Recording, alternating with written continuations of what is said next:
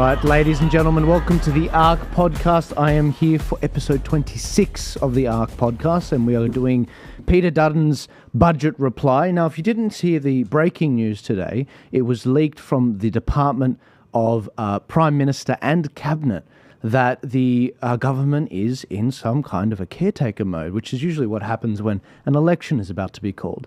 Now, that tweet, I believe, wasn't meant to be sent. It was meant to be scheduled for tomorrow. And the reason why a lot of people are speculating, including Professor David Flint, a lot of people are speculating as to why that was to happen, is the Labor Party, Anthony Albanese, they know Peter Dutton is going to deliver his budget reply tonight, but they want to take out the wind from his sails. So we're very much looking forward to seeing the election kick off finally. I get sick of watching parliamentarians just running around and campaigning on the public dime, because once the election gets called, it's then on their donations dime and their party donations dime. So to help me dissect the budget for tonight, and I'm keeping an eye on the ABC to flick over to it, is I've got Shaquille Letma, who was with me on Tuesday. Shaquille, welcome back to the show. You get me watching the ABC again. Yeah. 3 times now.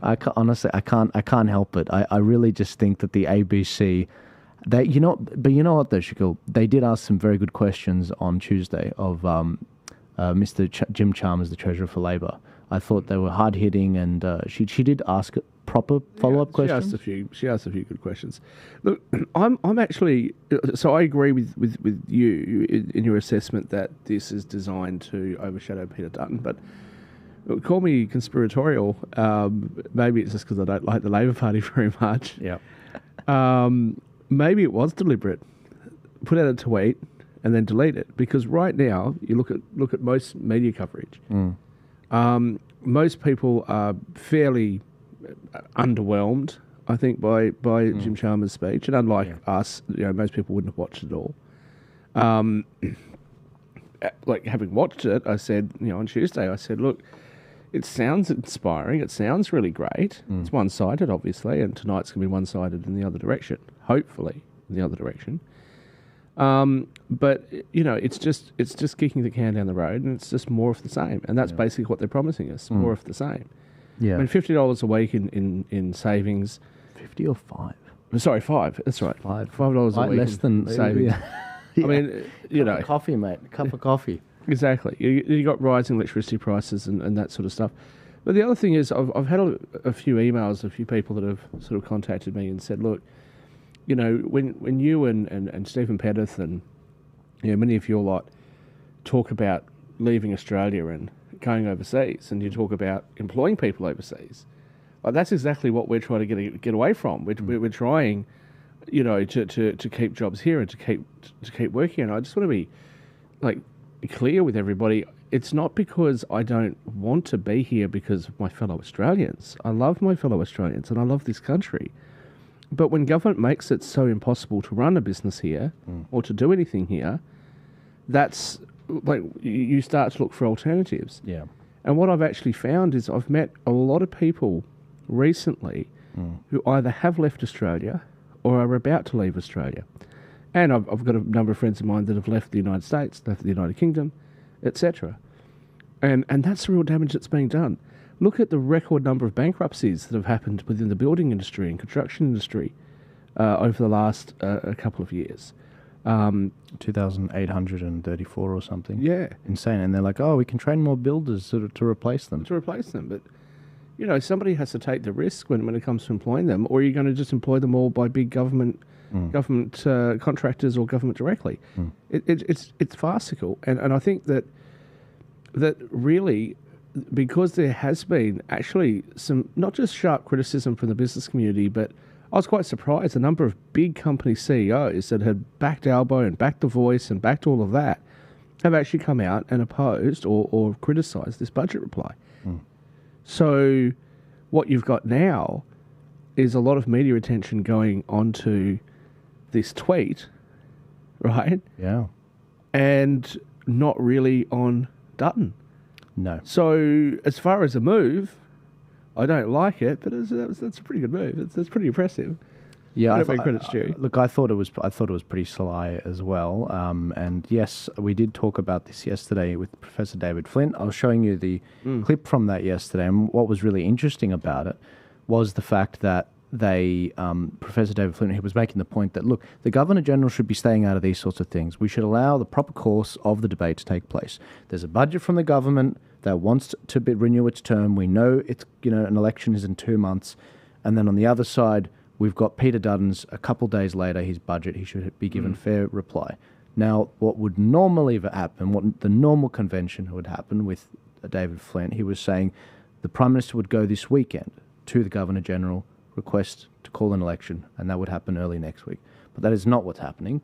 He's basically announcing it tomorrow. In fact, this is just from 6 News, which is Leo, who we've covered in the past, basically making the point that Anthony Albanese will call a federal election tomorrow morning for May 3. Oh, wow. Okay, so that's a lot sooner than I thought. Watch Peter Dutton's budget reply live from 7 p.m. Guys, that is not good. That is not good, and you're getting my live reaction. That means less time to get ready. Clearly what he's done is not only did he want to kneecap the Liberal Party's budget reply, but they also actually wanted to make the point that they want to minimise the amount of time that there is an election. So as Prime Minister, when you call an election, you have the ability to make it anywhere from up to 10 weeks and as short as 4 weeks. Instead of doing it on the 17th to offer us an extra 2 weeks, I believe what he's done is he's like, okay, every Labor Party candidate has been pre-selected. There are still Liberal seats that haven't got candidates yet. I mean, the seat of Watson doesn't yet have a Liberal candidate. It's a Labor seat, doesn't yet have a Liberal candidate. And so they have Labor of all their ducks in a line. They've clearly planned this out really well, and they're executing this ambush. And the Liberals are just absolutely feckless. I mean, let's see what Peter Dutton can do tonight. Maybe he can renew our confidence. It's a beautiful move from the Labor Party. Like it really is. If you're a Labor Party supporter or a Greenie or whatever, this is a great move from them. But you had actually mentioned this quite some months ago, that this is what your fear is that the Labor Party would do. Yeah. And the question is, who the hell are the Liberal Party strategists? Yeah. Yeah, no, look, the Liberal Party strategists are basically the ones that never lose their jobs, even if they're wrong. So they suffer no just like the professors at university, they suffer no cost for being wrong with certain ideas. And so, look, when it comes to the election, I was worried late last year. I was saying to the Freedom Parties, what do you mean you're going to hold a pre-selection for your Senate candidate in March next year? The election could be in December. Yeah. And I said, you need to be ready now, campaigning now, getting out there now. That's what Labor's doing. Everything for the last 6 months has been preparing for this announcement. And I said, once it didn't happen in December, the next horizon where they would make a decision and assess the situation is, how does the WA election go? And they're laughing. They are laughing after the WA election, even though there was a ton of fraud with regards to the way the alleged fraud. So the alleged, of course, the alleged fraud Google will take us down. Absolutely, from the private company. But I'm just looking, guys, now that we're about to go across to the budget. But they saw that, they were like, okay, beautiful. That's why I've noticed a skip in Albo's step, in Jim Chalmers' step, because they think they've got this home and hose. They don't think it's going to be Labor majority, but they've already made the deals with the Teals, the crossbenchers for the lower house and the upper house to secure power. I will say he definitely needs to Botox his jowls. He looks so unhappy all through that speech. But look, this is the issue. I again save the criticism for my own party the most, right? Because it doesn't really matter what I think of the Labor Party. I'm not going to vote for him. I'm highly unlikely to vote for him. But if the Liberals do this, what do you expect? What choices are you giving Australians? And you know what? In the last few months, in my personal view, if the Labor Party does win as you're predicting, it's the Liberal Party's fault. Sorry, guys. We have to switch over. Peter Dutton is kicking off the speech right now. Thank you very much, Mr. Speaker. Well, to Australians listening tonight, thank you very much for your time. Soon you'll have a say in determining the future of our great country. We live literally in the best country in the world, and we're the beneficiaries of what our forebears have built and defended. We love this country because it has forged us into a remarkable people. We're compassionate, we're stoic, we're fair, and we're quietly patriotic. We cherish this country because it affords opportunities like no other. But only, and I stress this point, if we're governed well. When Australia is governed badly, dreams and ambitions become beyond reach. And that's what's happened during the last 3 years of the Albanese government. In my travels across the country, Australians tell me that they're working hard, but they're not getting ahead. In Perth, a mum in a grocery store, in tears, told me how her husband and children couldn't keep their heads above water with the bills stacking up. In Adelaide, I spoke with a food manufacturer whose electricity prices had gone up by about 300%. In Victoria, I spoke with a supermarket employee, a woman in her 60s, who had a machete held against her throat during a robbery. In Brisbane, I listened to a young couple in their 30s who have moved back in with their parents because they simply can't buy a home, even though both of them are working overtime. Now, such stories have now become commonplace across our country. Stories of rent and mortgage stress, stories of power, shopping and insurance bills going through the roof, stories of home ownership being out of reach for so many, and stories of it being increasingly difficult to see and to afford a GP, and stories of crime on our streets. For so many Australians, aspiration has turned to anxiety, optimism to pessimism, and national confidence to national uncertainty. The truth is Australians can't afford 3 more years of the Albanese government. Yeah. Now, every election is important, but this election does matter more than others in recent history. It is a sliding doors moment for our nation. A returned Albanese government in any form won't just be another 3 bleak years. More economic mistakes will take a lot longer to recover from. Setbacks will be set in stone and our prosperity will be damaged for decades to come. But you have the power to change the path our country is on. You have the ability to reverse decline, and you have the opportunity to get our country back on track. You can do that by voting for your Liberal or Nationals candidate so that a new Dutton coalition government can be elected. And at this election, the choice could not be clearer. Tonight, I'll outline the choice Australians face at this election and our plan to fix Labor's mess. We have a positive plan to deliver: a stronger economy with lower inflation, cheaper energy, affordable homes, quality healthcare and safer communities. A plan to help you and your families. A plan to bring about a stronger, safer and better Australia. A plan to usher in more confident, resilient and self-reliant people right across the country. And we need to accept that we live in a more dangerous and disruptive world. And to these ends tonight, I will announce new policies that a coalition government would implement. Tonight, I commit a coalition government to the following.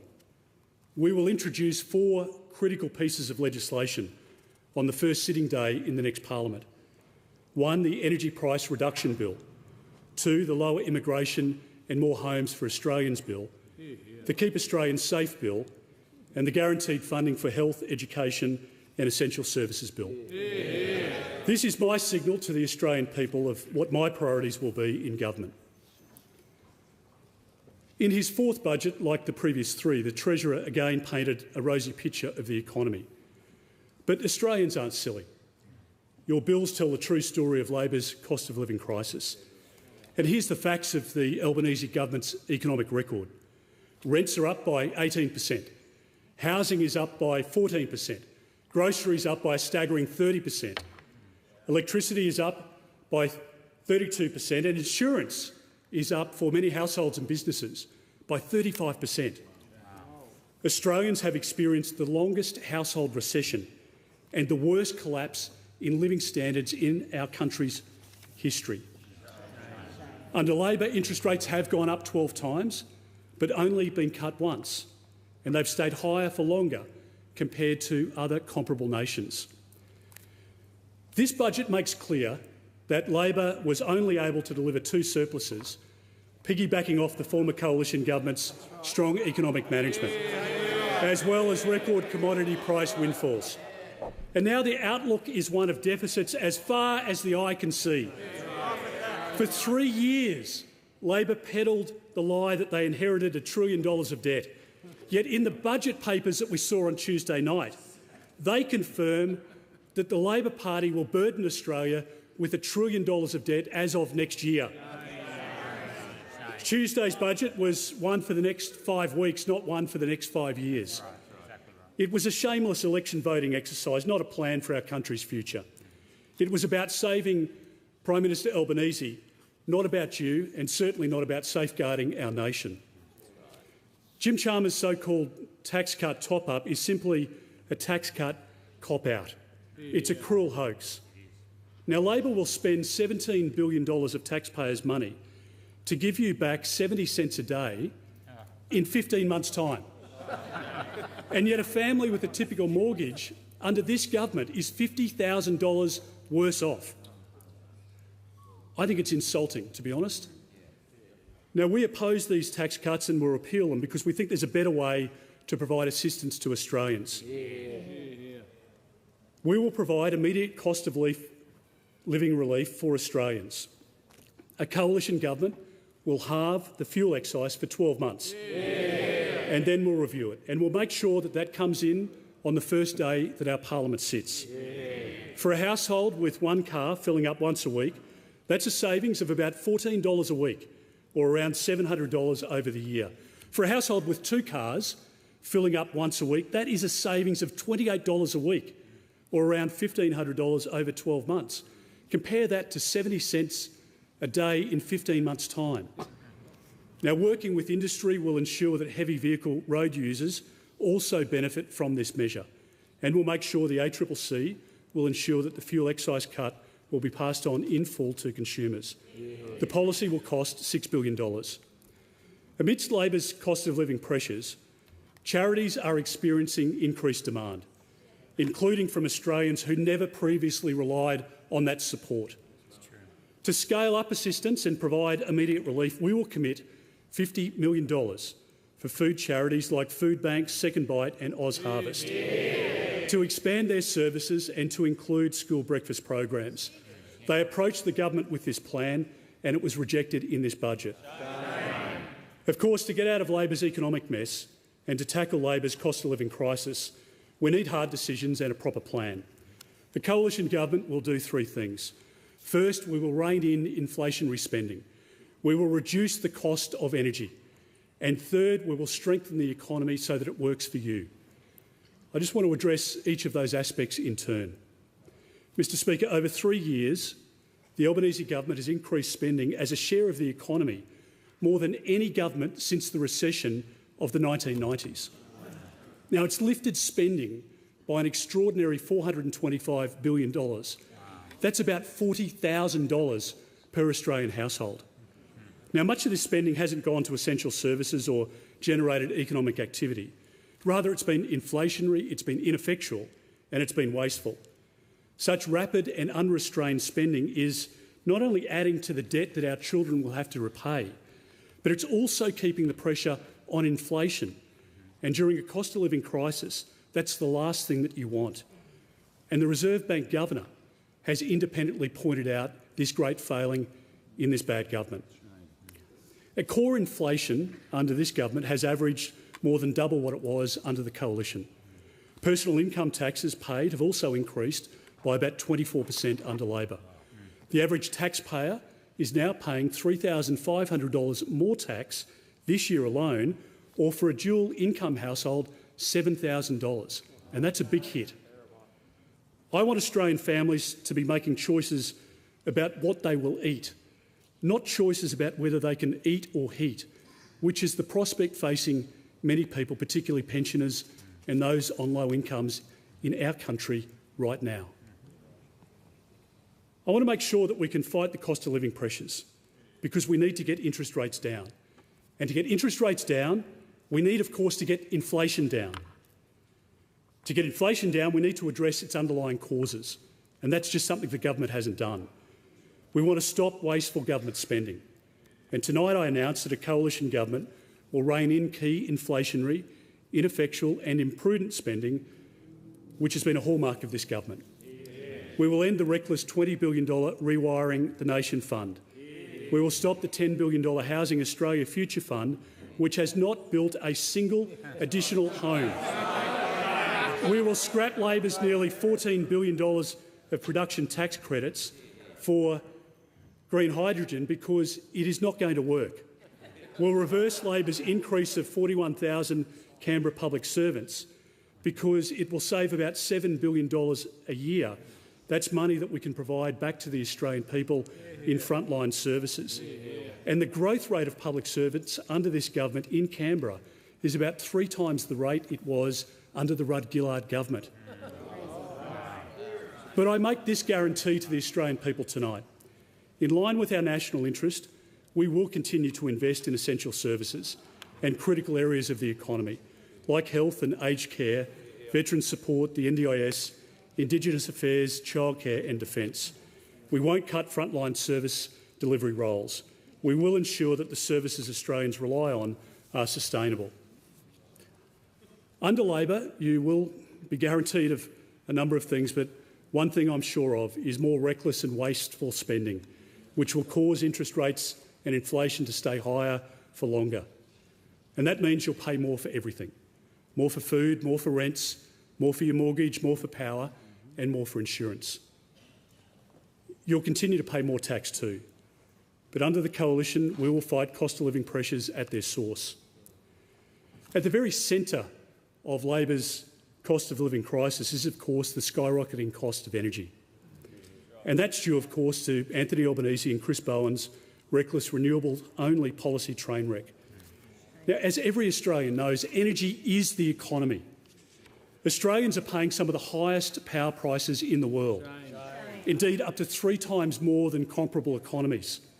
And the Albanese government has broken its core election promise when it comes to energy. Your electricity bill hasn't gone down by $275, as Labor promised, on 97 occasions. The Prime Minister and the Treasurer refuse even to mention that word, even though they looked you in the eye and said that they would bring your power prices down by $275 each year. As Australians can attest, they're now paying more than $1,300 than what Labor promised in their energy bills. Another $5 a week that we missed out on. I think the point to make is it's not just homeowners and renters who are paying higher power bills. It's farmers, it's business owners, it's cafe owners, it's manufacturers too. Across the economy, it's costing more to grow food, more to produce goods, more to store the food and the goods, and certainly to deliver services. And those costs are just passed on to Australian consumers, which is why Australians are feeling the crunch at the moment. I want Australians to be putting items in their shopping trolley, not putting them back onto supermarket shelves. I want businesses to be able to hire more staff, not to be putting more money aside to pay ever-increasing power bills. Now, Mr Speaker, gas is the key in our country, as it is around the developed world, to manufacturing, to making electricity and to keeping the lights on.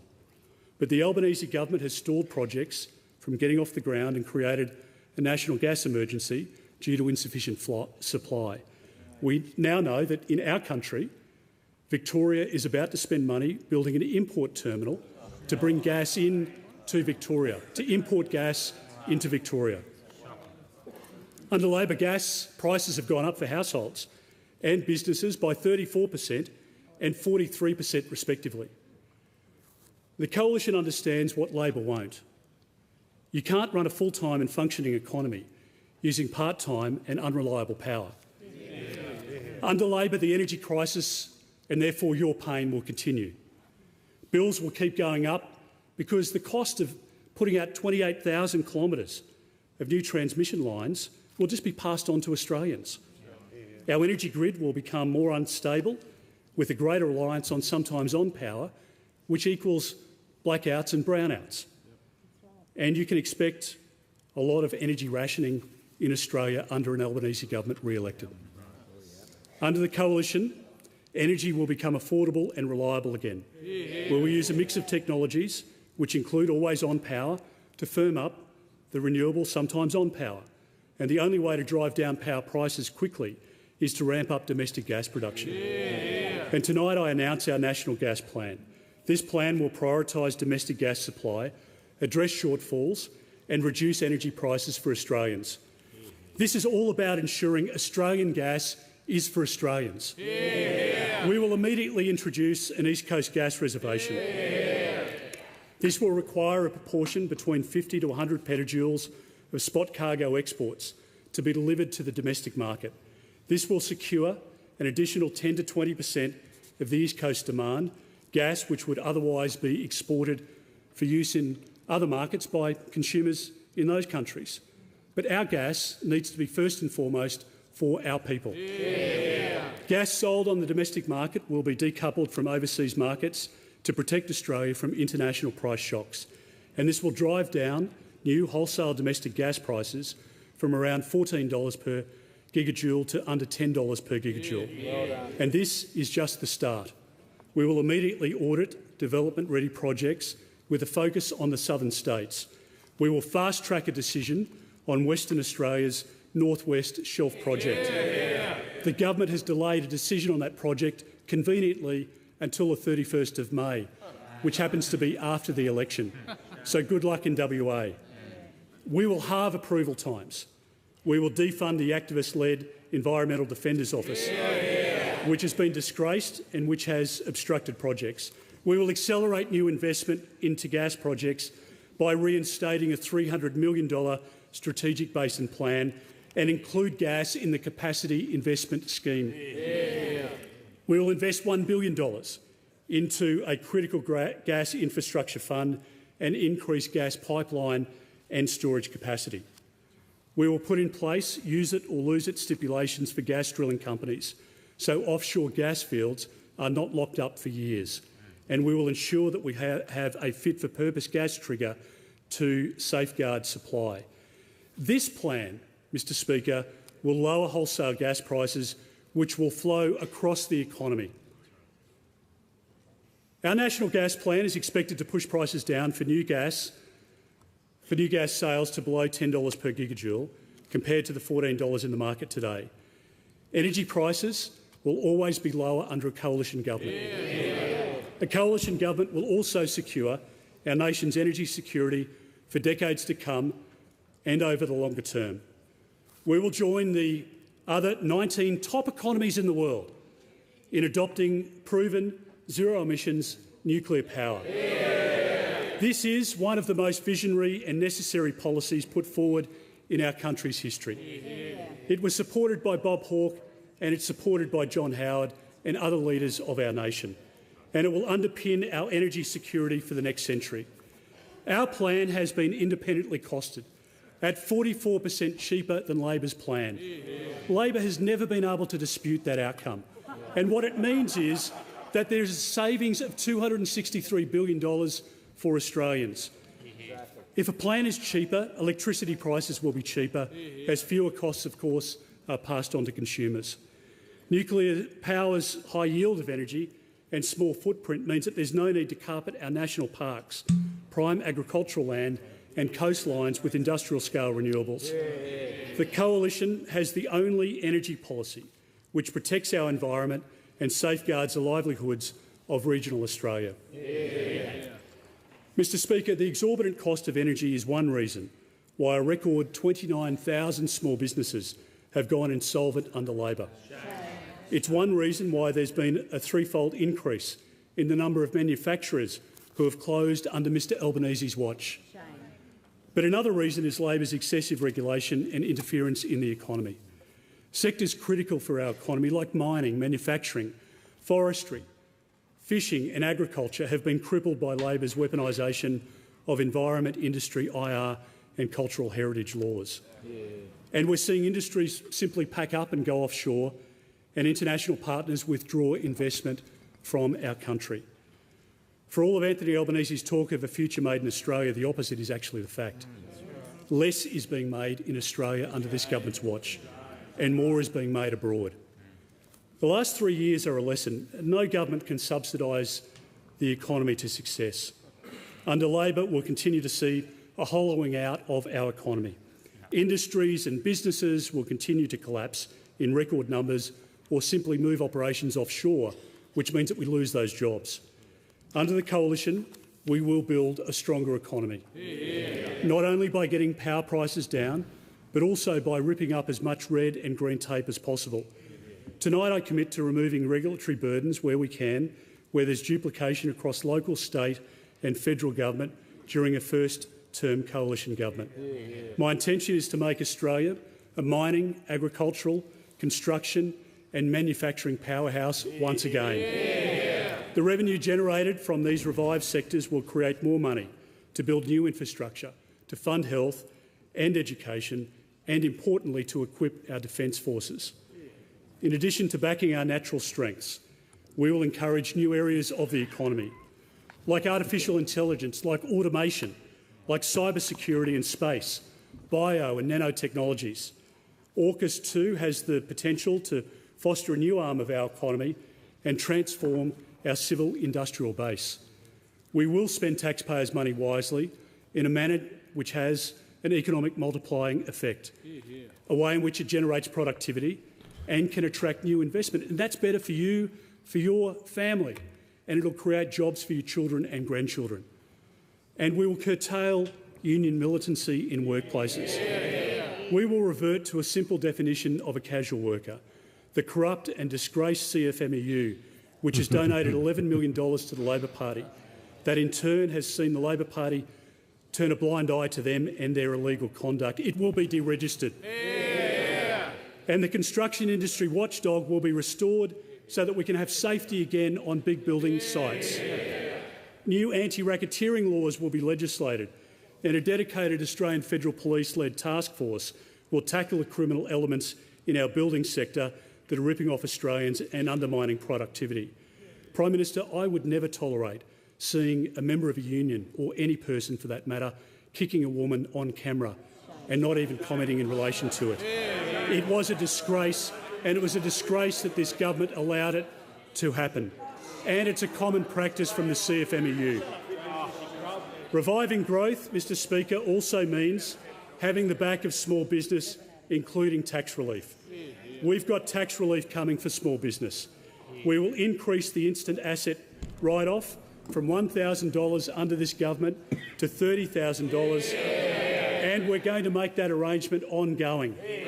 We'll provide a deduction of up to $20,000 per year for small businesses for business-related meal expenses, which is also a much-needed shot in the arm for struggling cafes, restaurants and pubs. If your kids or grandkids work in a local cafe or in a local pub or club, this will see them get more hours and have more secure employment. It will allow a local real estate agency or a builder to take staff to a local cafe to celebrate a big sales event or simply to say thank you to their hard-working employees. It creates jobs and it supports the struggling hospitality sector. I want small businesses to be taking risks, calculated risks, not shutting up shop.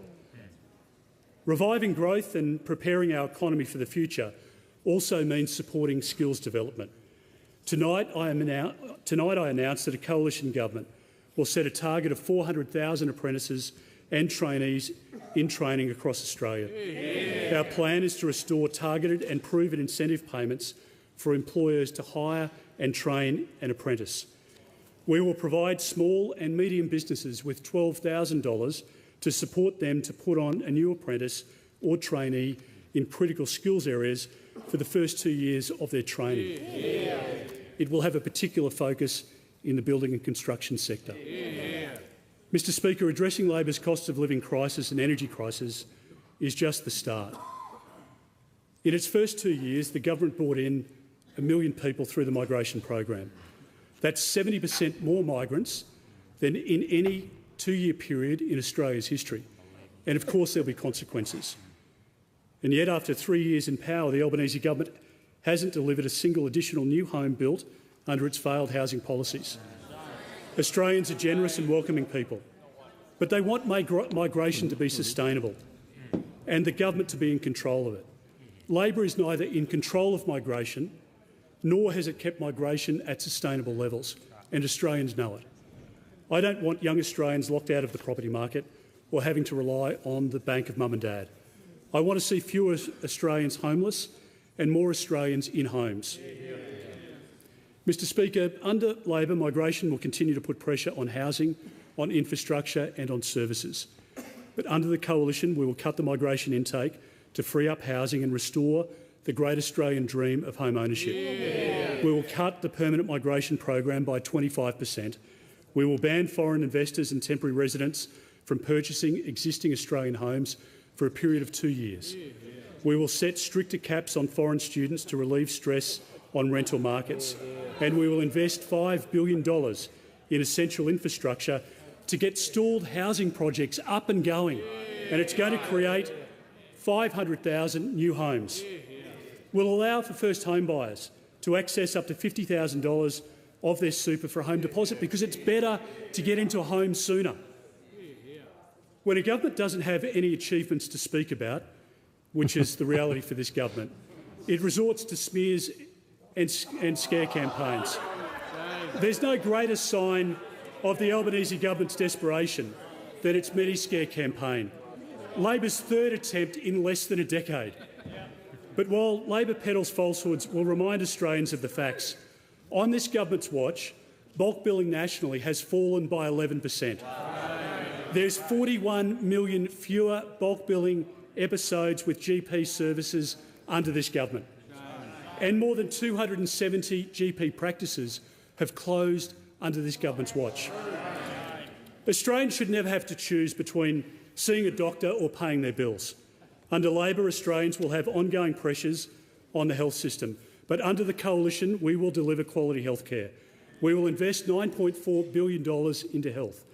That includes incentivising junior doctors, as I announced last year, to work as GPs to address the current shortages at your local clinic. We will boost Medicare bulk billing. We will invest in hospitals, especially in high population growth areas where there's the biggest strain on services.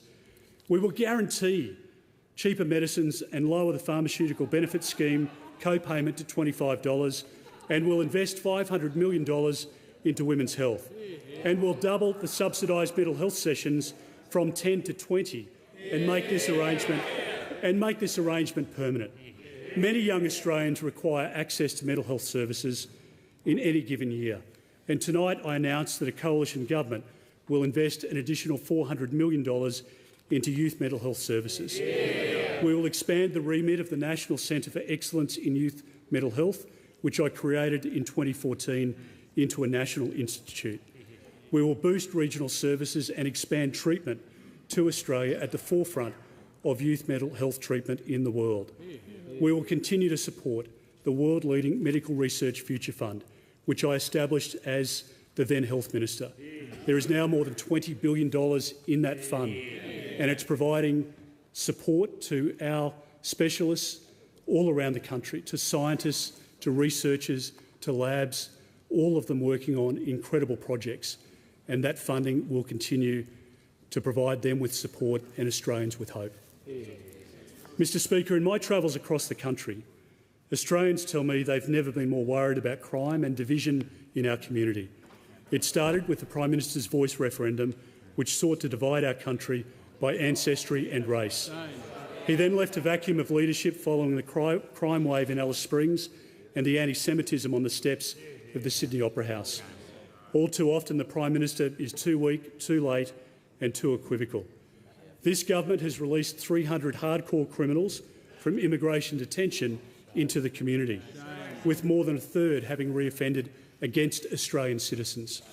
It granted tourist visas to 3,000 people from a terrorist-controlled war zone conducted without security checks that should have been put in place. It's failed to deter people smugglers trying to reach our shores by illegal boats. It's turned a blind eye when our military personnel have been endangered, and it didn't stand up for our country when Chinese communist warships entered our waters without notice.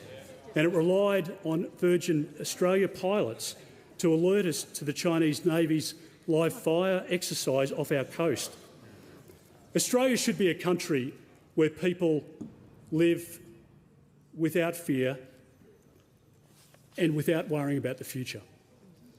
Under Labor, you'll get the same weakness of leadership that has compounded crime and emboldened anti-Semitism on our streets.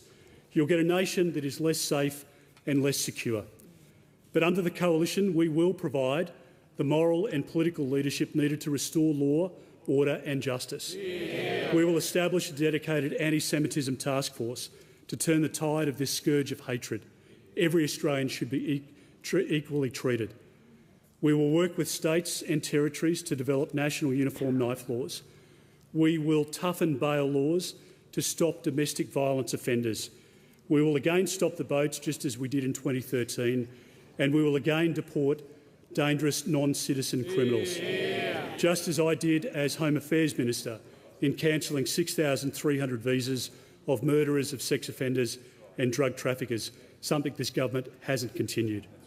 We will again invest in defence to play our part as a credible partner to deter aggression and to maintain peace. We've already committed to $3 billion of additional funding to reinstate the 4th Squadron of the F-35 Joint Strike Fighters cancelled by Labor. Our plan is to energise our domestic defence industry and to retool the ADF with asymmetric capabilities to deter a larger adversary. Mr Speaker, during the election campaign we will announce our significant funding commitment to defence, a commitment which, unlike Labor's, will be commensurate with the challenges of our times. The Prime Minister of our country and the Deputy Prime Minister, the Minister for Defence, tells Australians regularly that we live in the most precarious period, the most dangerous period since the end of the Second World War. What leader of a country says that and then doesn't do anything about it? We will nurture pride and unity in our country. We will provide support to the Australian Defence Force to keep us safe today and into generations ahead, at a time when we most need it. That starts, of course, by making sure that we don't fail young Australians. And I think this is an incredibly important point. A coalition government will restore a curriculum that teaches the core fundamentals in our classrooms, a curriculum that cultivates critical thinking, responsible citizenship and common sense. Mr Speaker, this election is as much about leadership as it is about policy, and the choice is clear at the next election. I will be a strong leader with a steady hand. I will make the tough decisions, not shirk them. I will put the national interest first. I will lead with conviction, not walk both sides of the street, and I have real-life experience to demonstrate it. As a veteran of the police force who dedicated 9 years to protecting Australians, especially women and children, a small business owner who started and successfully ran businesses, someone who came from a working-class background and knows the value of hard work and the aspiration that drives Australians, a parent, along with my wife Kiralee, who understands the family is the most important unit in our society. I want to give a shout out to Kiralee tonight, who's just had surgery on her wrist and is at home watching with Rebecca, Harry and Tom, unless maths clashes with this broadcast. I've been an assistant treasurer in our country. I've been a former Minister for Health. I've been a Minister for Immigration, Minister for Home Affairs and Minister for Defence, which was an enormous honour. I lead a united and incredibly capable team. We're ready to govern. We're ready to deliver a stronger economy with lower inflation, cheaper energy, affordable homes, quality health care and safer communities. And we will govern with respect for the views, values and vision of everyday Australians. Australians are worse off under the Albanese government, and Australians cannot afford 3 more years of this bad Labor government. I say to Australians tonight, at this election, you can make the right choice. A better choice for you, a better choice for your family and a better choice for your country. Together, let's build a stronger, safer and better Australia, and let's together get our country back on track.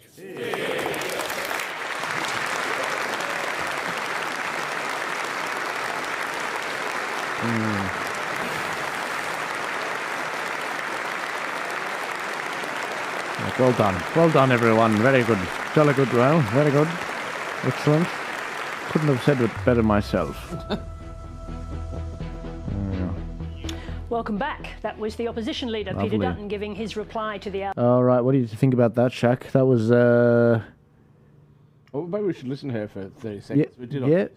No, yeah, discuss we can, that but it's speech. just the We're in it's this just the unusual world, aren't we, where commentators we've at this got stage. a It's leader not of the exactly. opposition, a Liberal leader, Once he not comes in- offering tax cuts. Right, yeah. Yeah, There is, once of he comes course, in, the we'll go from there. But I'll keep an eye on it. What are your opening reactions to that? Well, my first opening reaction is AI sucks. I was trying to get AI to do to keep the key points for me, so I don't have to keep writing it down on the paper. Yeah. And it can't do it from a live video stream on YouTube. Right. The second thing, I know this is not answering your question. I've been talking to some of our viewers that are in the comments section. Why exactly is chat disabled on YouTube for ABC for something like this? Shouldn't Australians that are watching, I mean, I think there's only 600 or 700 of them or something, but... They just don't want to be mugged by Nazis, is what they would say.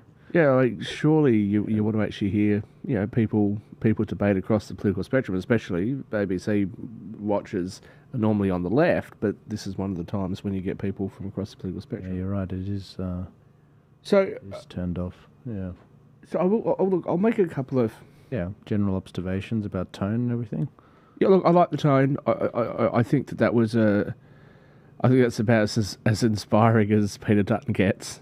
Had a good moment with the maths thing. Yeah, My wife's watching Married at First Sight. That was pretty good. I thought he did a good job. Look, I truly think he'd be the better Prime Minister. And I just think that the Labor Party has just let Australians down. The polls are sort of indicating, I think, what your prediction is, that it could be a Labor minority. I just hope that Australians will see through it. I hope it's a little bit like when the White House came out and said that people were going to save 13 cents or something for Thanksgiving.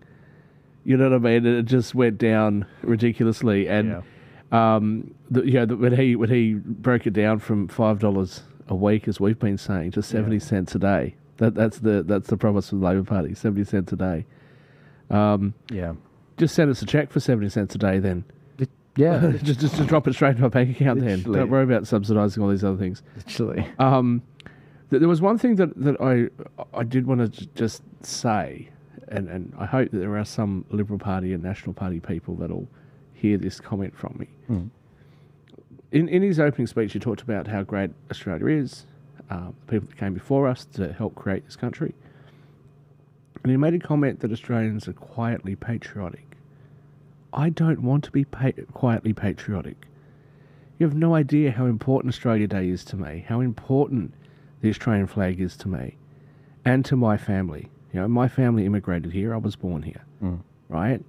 It means something. Don't take it away from me. Let me celebrate it.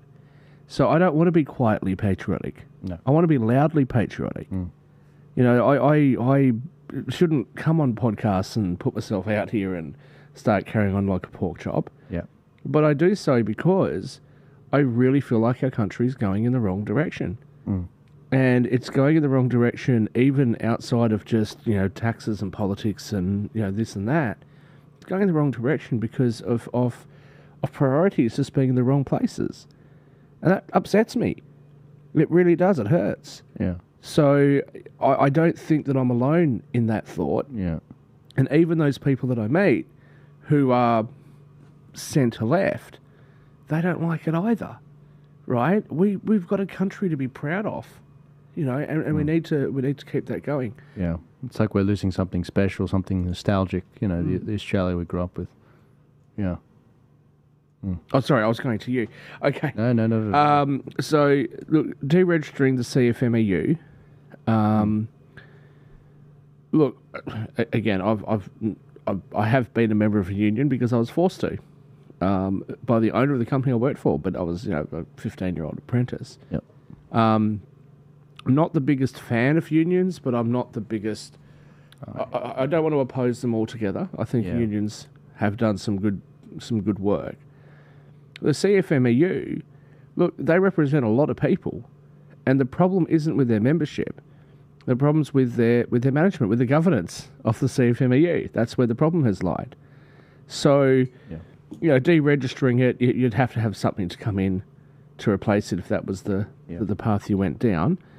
I was a little bit concerned when he said he wanted to protect Australia gas for domestic use and decouple it from the international market. That sounds like a bit of government intervention instead of the free market positions that the Liberal Party would ordinarily take. It could be a good idea, but it could also cause some issues. There was a Sky News reporter, and unfortunately I forget his name, but he actually did a report on renewable energy, and he was talking. He interviewed the CEO of Woodside. He interviewed the CEO of Transgrid, which a lot of people have probably never heard of, but they run most of the electricity wires around the East Coast, and there's a lot of issues that they're facing. So, yeah, I certainly think that this challenge needs a little bit more thought and a little bit more of a strategic response. The gas thing is important. What's really important, though, that Australians should understand, is that the national energy market operators have very clearly stated that if we're going to thunder on towards net zero targets the way we are going to be faced with blackouts on the East Coast. Oh, yeah, absolutely. There's no question. In fact, they actually earmarked the sort of suburbs that will be blacked out first. They call them brownouts, in South Africa, these intermittent sort of load shedding, to make sure that the load can handle it. It's absolutely insane. Yeah. Yeah, and for those people that are not familiar with South Africa and what happens over there, you'll receive an email or you log onto the app. Yeah, that's right. It's an app. Yeah, and it will actually say to you, look, your power's going to be turned off between, 12 o'clock and 6 o'clock or, whatever it is, right? Now, not only is that terrible for households, because how do you keep your groceries cold if your fridge is off, right? You're going to go and buy ice bags or something. It's awful. How do you run a restaurant? How do you run a hospitality business? Everyone needs their own generators. Yeah. But even then, you try to run a generator, but there's a shortage of fuel. Yep. So, is this the Australia that we're looking forward to? And to me, what is the most heartbreaking about that? The Teals won those blue ribbon seats that if you'd have said 10 years ago, the Liberal Party aren't going to hold these seats, everyone laughed at you. Right? I mean, they took the killer. They took Bronwyn Bishop's area, Tony Abbott's area. Bronwyn Bishop, the Liberal Party, or that area voted the Liberals in after the whole Choppergate incident. And that's how blue ribbon that is. Yeah. So, to lose all of those teal areas, but largely some of them were lost because of a concern about climate change and a concern about our response. And centre-right political parties around the world have been really slow to respond to this with something sensible. Now, finally, Peter Dutton's starting to talk about it. I was surprised he didn't say anything about nuclear, because that is something that he's talked about in the past. So I was a little bit surprised that he didn't make a comment about that. I'll go to you for... Yeah, no, absolutely. Look, I think this... Yeah, the campaign's well and truly kicked off. I mean, when it comes to what's happened with this particular speech, obviously he's trying to show the Liberals as, they're the best economic managers versus Labor. That's what he's trying to say, basically. Now, obviously, the devil's in the detail. I'd love to see the full report. I'd love to see the summary.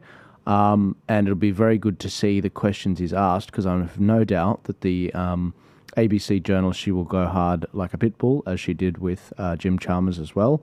But Albo is looking really good right now.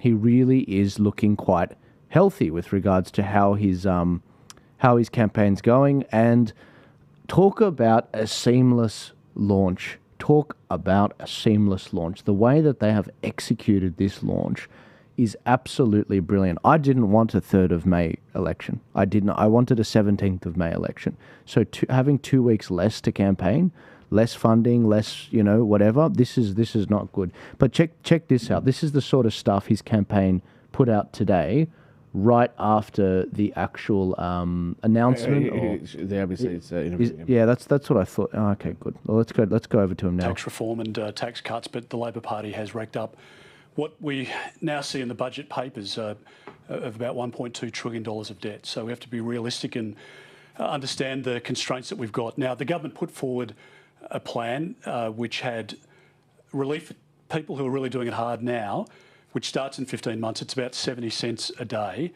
Our plan is to reduce tax in another part of the family budget, and that, of course, is in relation to the halving of the fuel excise, which we think will be beneficial across the economy for pensioners and for uni students and for families running kids around and for small businesses. So we think there's better economic bang for the buck. And it's also not baked in as a structural spend in the budget. And to be clear, so that's an absolute no for the campaign. We have a great desire at some stage when we clean up Labor's mess, but we won't be able to provide tax cuts during this campaign. And I think, frankly, the Labor Party's LAW tax cuts are a bit of a cruel hoax on Australians. Let me just ask you about the fuel excise, because recently you described that particular excise in 2023, and the Prime Minister quoted this in Parliament today. He said, you said that it was costly and able to be gamed by the oil giants. So was it Labor's surprise tax cut that changed your mind on this? No, I think actually there's a great quote today around Jim Chalmers, who said it's fantastic for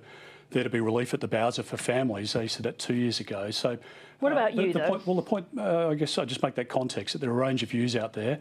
That wasn't what the Treasurer was saying today. But what we've said, Sarah, is that we want to put in place the ACCC to monitor and to make sure that all of it's passed on. And to be honest, the experience when you look back to the Howard years, for example, but since then as well, where there has been a cut in the excise, it has been passed through to the consumer. And I think Australians who are pulling up at the Bowser tomorrow morning on their way to work or tomorrow afternoon on the way home and they're filling up, they know that next time they do it, if there's a coalition government, it'll be $14 or $15 cheaper than what they're paying. How is that not, to use your words, an election bribe in the same way that you've accused the government of bribing voters on their tax cuts? Because our benefit is now. It's not promised in 15 months' time. I suspect if the Labor Party... I'll tell you how, and this is why I'm laughing. One's inflationary, one's not. One is like saying, I'll take less tax from you. One is saying, we will give you more of your money sort of back. Yeah. Rather than, but it was a good question. No, it was it's a cracker question, yeah. Like, you want hardball so you can crack it out of the park. Re-elected, particularly given it can only be in a minority form with the Greens, that they end up walking away from some of these budget measures because they'll have to redo their budget. But on your one, why doesn't that add up to being a bribe? Well, it provides support to people now who are really hurting, and I believe that waiting 15 months is more about a political stunt. So if you accept, as I think all Australians must, that this has been a bad government and families and businesses are under pressure, they need that support now. And our argument is that this is the most efficient way to deliver that. And I think it will make a difference for families and for small businesses as well. I think the answer you gave, Joel, was better than the answer Peter Dutton just gave. Am I correct, though, or am I wrong? Like, am I showing my ignorance? That the money people would receive back, that the 70 cents a day, is that in the form of, all right, your taxes would be lower? Now, does that mean they've cut costs, basically, from the budget, and that's how that works? Well, yeah, essentially, yeah. You're not paying as much in taxes. Right. That is correct. Right. But you wouldn't feel that till the end of the tax year. Well, what he's saying is that you'd feel it every time you go to the Bowser. Yeah. Right. But I thought your answer was better than actually the answer Peter Dutton just gave. Yeah. Right. I thought that his answer there looked a little bit shaky. Right. Right. More importantly, though, this is just me. Let's just be direct about things. Remember when the carbon tax was being proposed by Julia Gillard, right? And then she said that something along the lines of, somebody will fact check me and tell me I'm wrong, something along the lines of that they were going to give some sort of subsidy to every Australian family to make up for the carbon tax. Yeah. Oh, well, why introduce it then? Yeah. If you're only going to introduce it on corporations, then to do that, but it's still going to drive up our cost of living.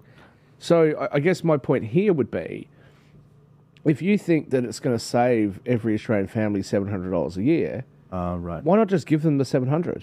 Yeah. Why cut the taxes? Just give them the money. I just thought about why I said that. It wasn't because of the 75 cents, the 70 cents a day. It was actually because Peter Dutton and obviously what a lot of people are saying about the these Jim Chalmers sort of giving money out is they were more referring to the forgiveness of 20% of HEX debt and all these other inflationary things. And so I think I agree. I agree with you that my thing was actually better. Yeah. And that's the thing. It's like it's like, yeah, our things are immediate relief.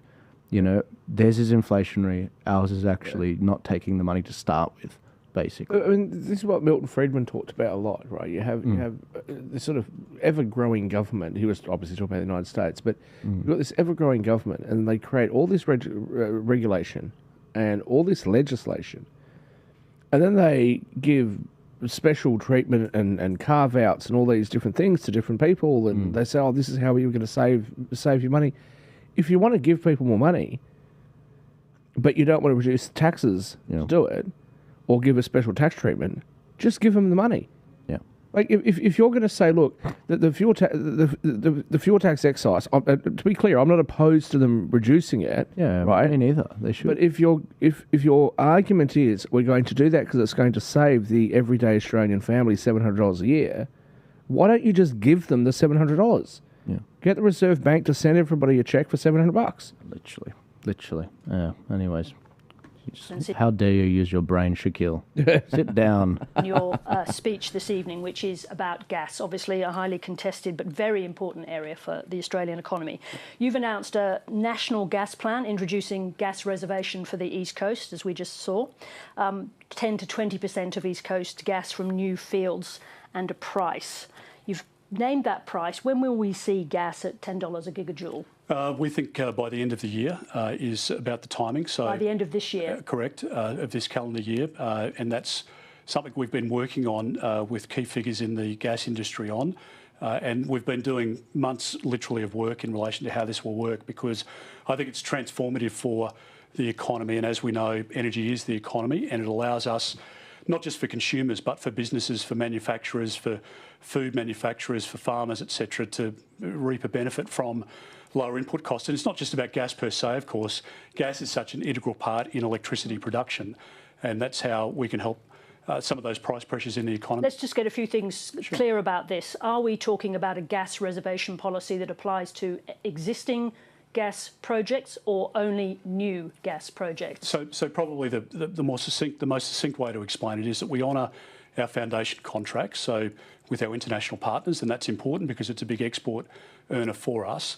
But the gas that's sold beyond that, we want to divert between 50 and 100 petajoules back into the market, and that will fluctuate depending on the domestic need at the time, and it will increase supply. We don't want to temper demand. I mean, the Labor Party is tempering demand by closing down businesses and manufacturers who have moved offshore. I just want to be absolutely clear about that. In relation to... So it's gas in the market now, and our pledge is to bring more gas on more quickly.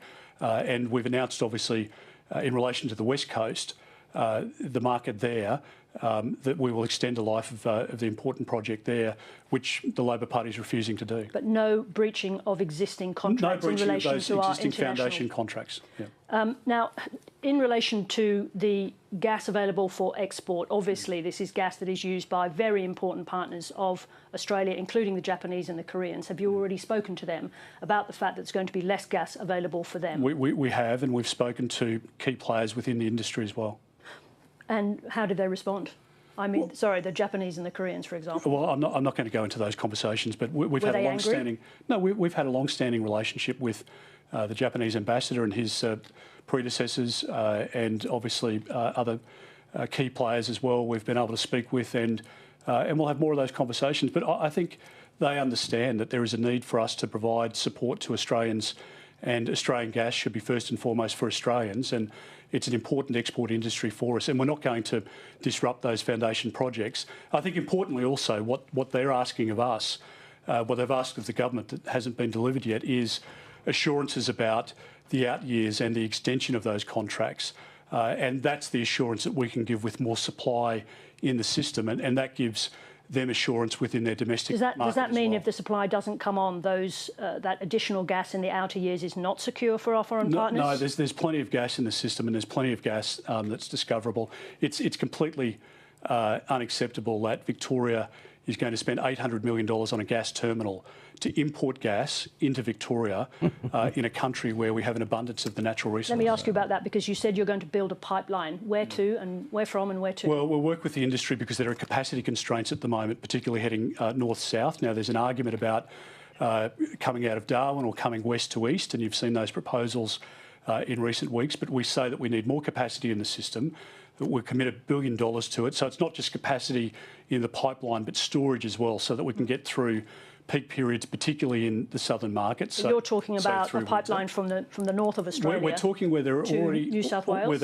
Where we already have existing corridors, and those parcels of land and those pipelines are already identified. Coming from where? So, could you just specify? Well, again, we'll work with the industry to work that out, because it depends on what gas we can bring online. Narrabri in New South Wales, for example, is I think a project that's been delayed for a long time, and it will depend on where you can bring gas in from which part of the country, but predominantly you're going to be coming from Queensland.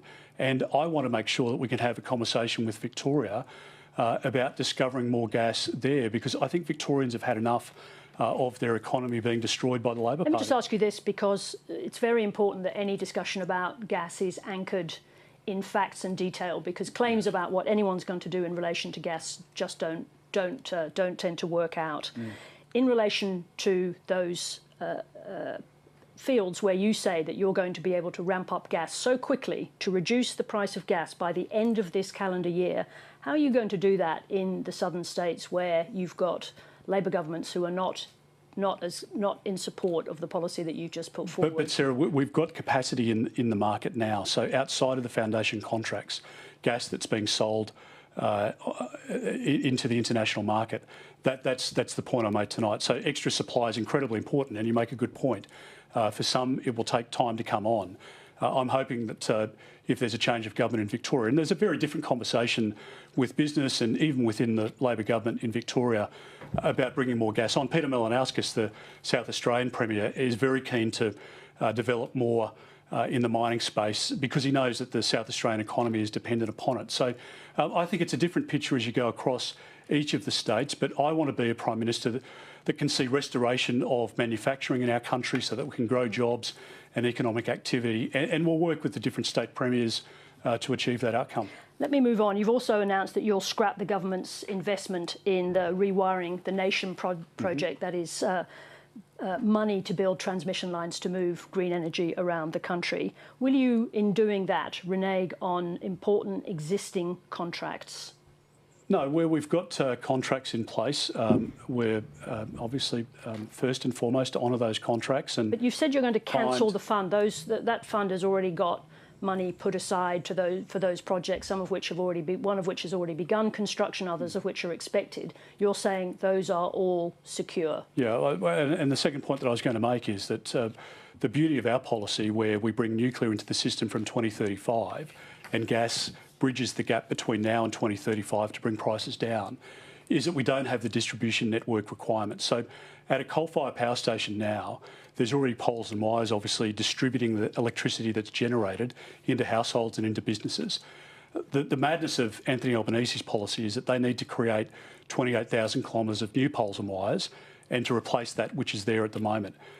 It'll never happen, let's be frank about it. So yes, we need to put in some poles and wires, but not to the extent that Labor's talking about. And look, when you have a look at your electricity So can you bill, just be clear about that? Just let me make this point. When you have a look at your electricity bill and you see the network charges, you can see in there how much now that is making up of your bill. A lot of that is added to your bottom line electricity cost because of the renewable projects that the Prime Minister's got in place. Now, renewables are fantastic and they're needed in our system, but we can't pretend any longer that they can be 100% of the system. Now, are you prepared to crater investment certainty in Australia as a green energy superpower? If the Prime Minister's claiming that, I'd love to see the stats behind it, because investment is racing out of this country at a rate of knots. There's been a threefold increase in the closure of manufacturing businesses. Tomago is at significant risk of closure. Smelters in our country are talking about closing. Now, let's in Anthony Albanese and Chris Bowen's world, we're going to pretend that we don't need aluminium in our society, in construction and across the building sector. It's nonsense. We are going to need it. And why would we export the jobs, increase the amount of emissions in production in Malaysia or somewhere else in the world? We should be supporting that industry. I want to revitalise that industry, and we can do that if we've got secure 24/7 permanent baseload power, which we can do I mean, Labor governments at the moment are extending coal-fired power stations because if not, the lights go out. But then there's gas, and we get more gas into the system, which is our announcement tonight, which brings pressure down off prices. And then we bring the nuclear into the system, which is exactly what Keir Starmer is doing in the United Kingdom. Let me ask you a question about. And I'll just finish. Sorry, I'll just finish on this point. China at the moment is building 29 nuclear power stations. We're the only country in the top 20 economies in the world not signed up to nuclear. And making vast investments in renewable energy. And building 2 coal-fired power stations a week. Let me just ask you this question. Will the first budget, let's assume that you are successful in the coming election, will the first budget that you produce include the first expenditure on nuclear reactors? Well, they'll include the expense that is required by law or by the budget rules to be included, and we won't change that. We won't deviate from what we had in government or what the government's now got in place. You've started suggesting it'll be properly accounted for. Just on the point of cost, again, it's a really important point because under our plan, we've had it independently costed by a company that has been used by the Labor Party in South Australia and the federal government, probably the most preeminent economist in the country, Frontier Economics, when it comes to energy policy modelling. They say that our system, our plan is 44% cheaper than Labor, and the fact is that Labor's plan of renewables only is $263 billion more than what our plan costs. Now that means cheaper electricity prices for consumers, and it will underpin the energy needs for our country for the next century. Now, I want to move on to immigration. What's happened to your desire to set a figure for net overseas migration? Nothing in your speech this evening. Well, we'll announce the non-figure in due course, but I'll just what does due course mean? Well, over the course of the next few weeks in the run-up to election day. But what we've announced is that we'll reduce the permanent migration intake by 25%. Can you tell us how you're going to do that? Well, we'll show you the composition and the breakdown of that again before the election. But Australians know that this government has brought in 1 million people over 2 years. I'll just bring you back to that question because obviously time is getting short. How are you going to do that? Speak. How are you going to bring down even some of our migration program commenters by have made 25? that point.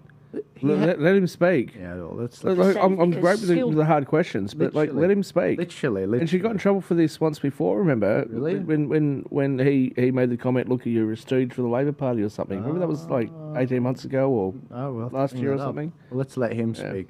Workers, for example, who we want to attract, they deserve to bring their families with them. Well, we'll prioritise what is in our country's best interest. We've got the greatest country in the world. Millions of people want to come here, and we've been a great beneficiary from the migrant story in our country. As Prime Minister, I want to talk more about the success of migration to our country, but I'm not pretending, like the Prime Minister is, that people are sleeping rough tonight because they can't find accommodation. I'm not pretending, like the Prime Minister is, that there are many millions of Australians, young Australians, older Australians, who are worried about either buying a house or their kids not being able to buy a house.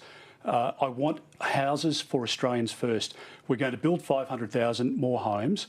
We're going to provide support through stopping foreign buyers for 2 years from competing in auctions against Australian citizens.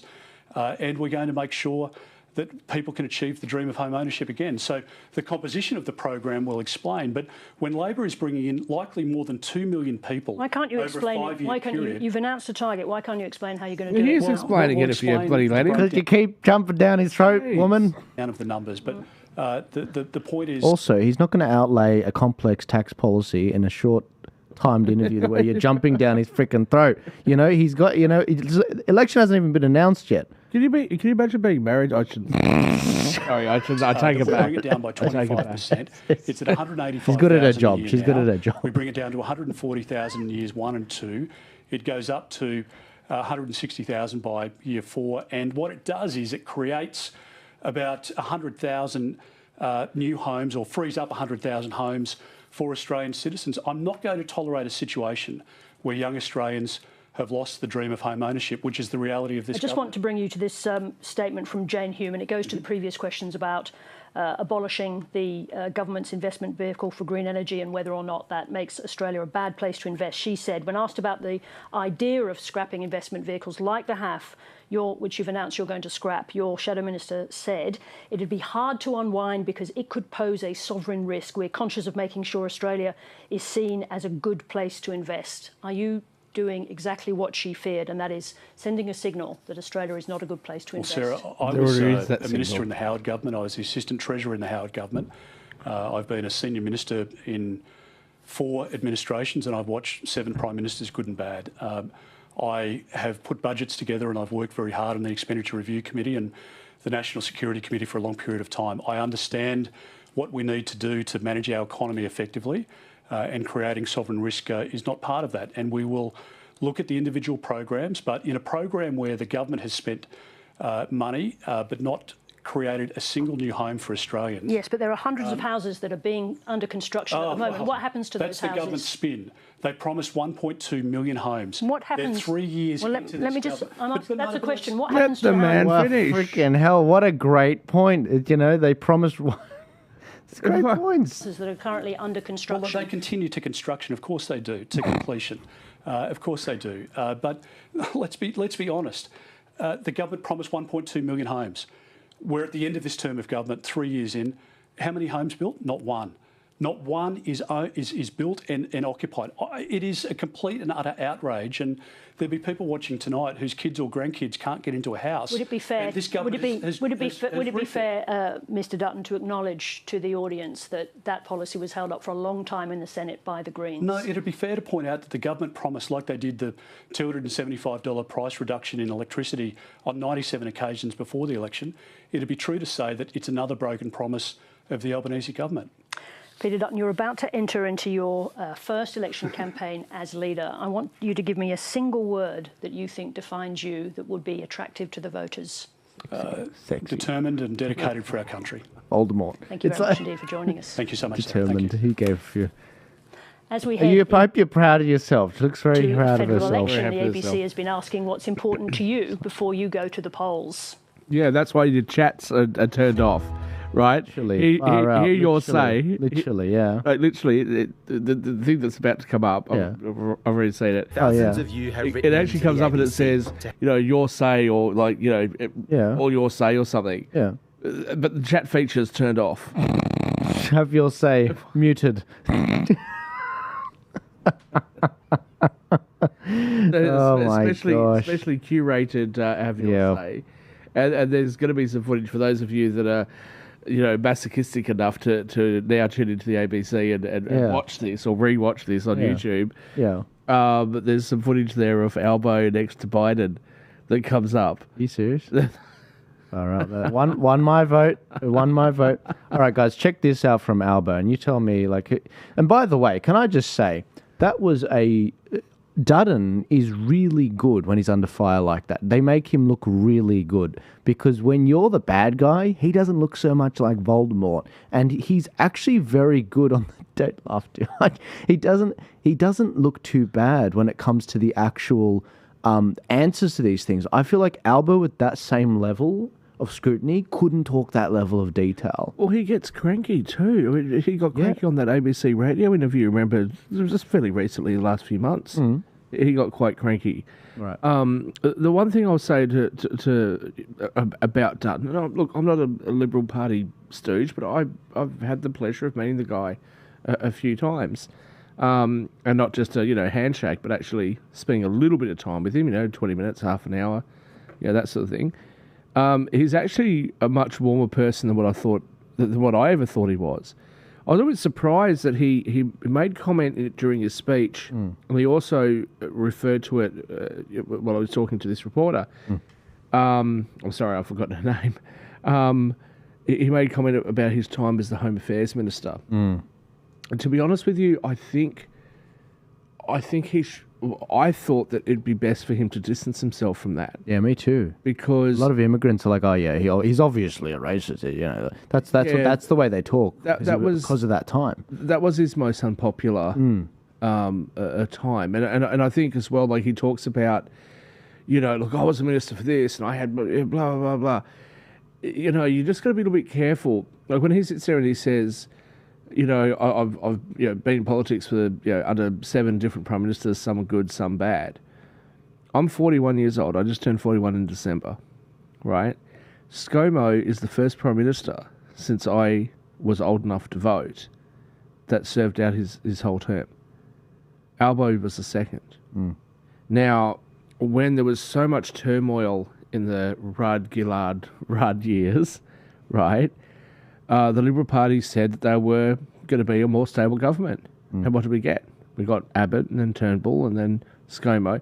Like, Great. I've actually, in my whole adult life, ScoMo and Albo, the first and second Prime Ministers, have actually served their terms.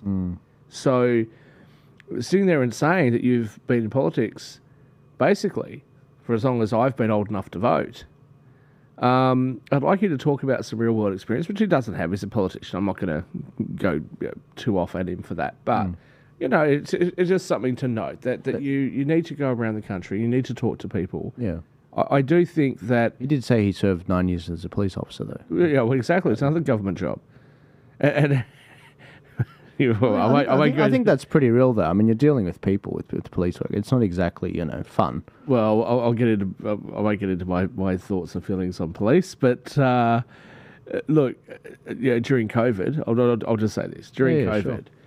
the police were the arm of the government, right? They allowed protests to go on if it was for the right political reasons, and they threw people to the ground if it was for the wrong political reasons. And they went and arrested pregnant women in their apartments for suggesting they should have a protest. To me, it doesn't matter whether you agree or don't agree with the protesters' position. The fact of the matter is that this is what they were. This is what the police were doing. So yeah, and so I have some grave reservations about policing, but it's also another government job. Yeah. So. Well, let's compare these two men. And again, guys, the reason why we are even talking about Dutton, even in a slightly positive way, is because, first off, we're realists. We actually want to be like, all right, let's honestly assess this guy, who he is, what his policies are, how is he being handled well, or are they basically, just setting him up to fail? But, those turtles look so cute. But most important, sorry, guys, distracted by the ABC. But most importantly, at the end of the day, in the lower house, we are either going to have Labor or Liberal. It's either going to be Dutton or it's going to be Anthony Albanese, that is the Prime Minister. So that is what we're comparing for these particular budgets. I will say, though, Pauline Hanson did come out with a 20-minute budget reply as well, which I won't play for you tonight because I think it's getting late already. But just to compare the two leaders, check out this ad from Anthony Albanese. This came out about 30 minutes after that post was leaked or scheduled or accidentally got posted on Twitter. Check this out from Anthony Albanese, and you tell me how you feel about the guy.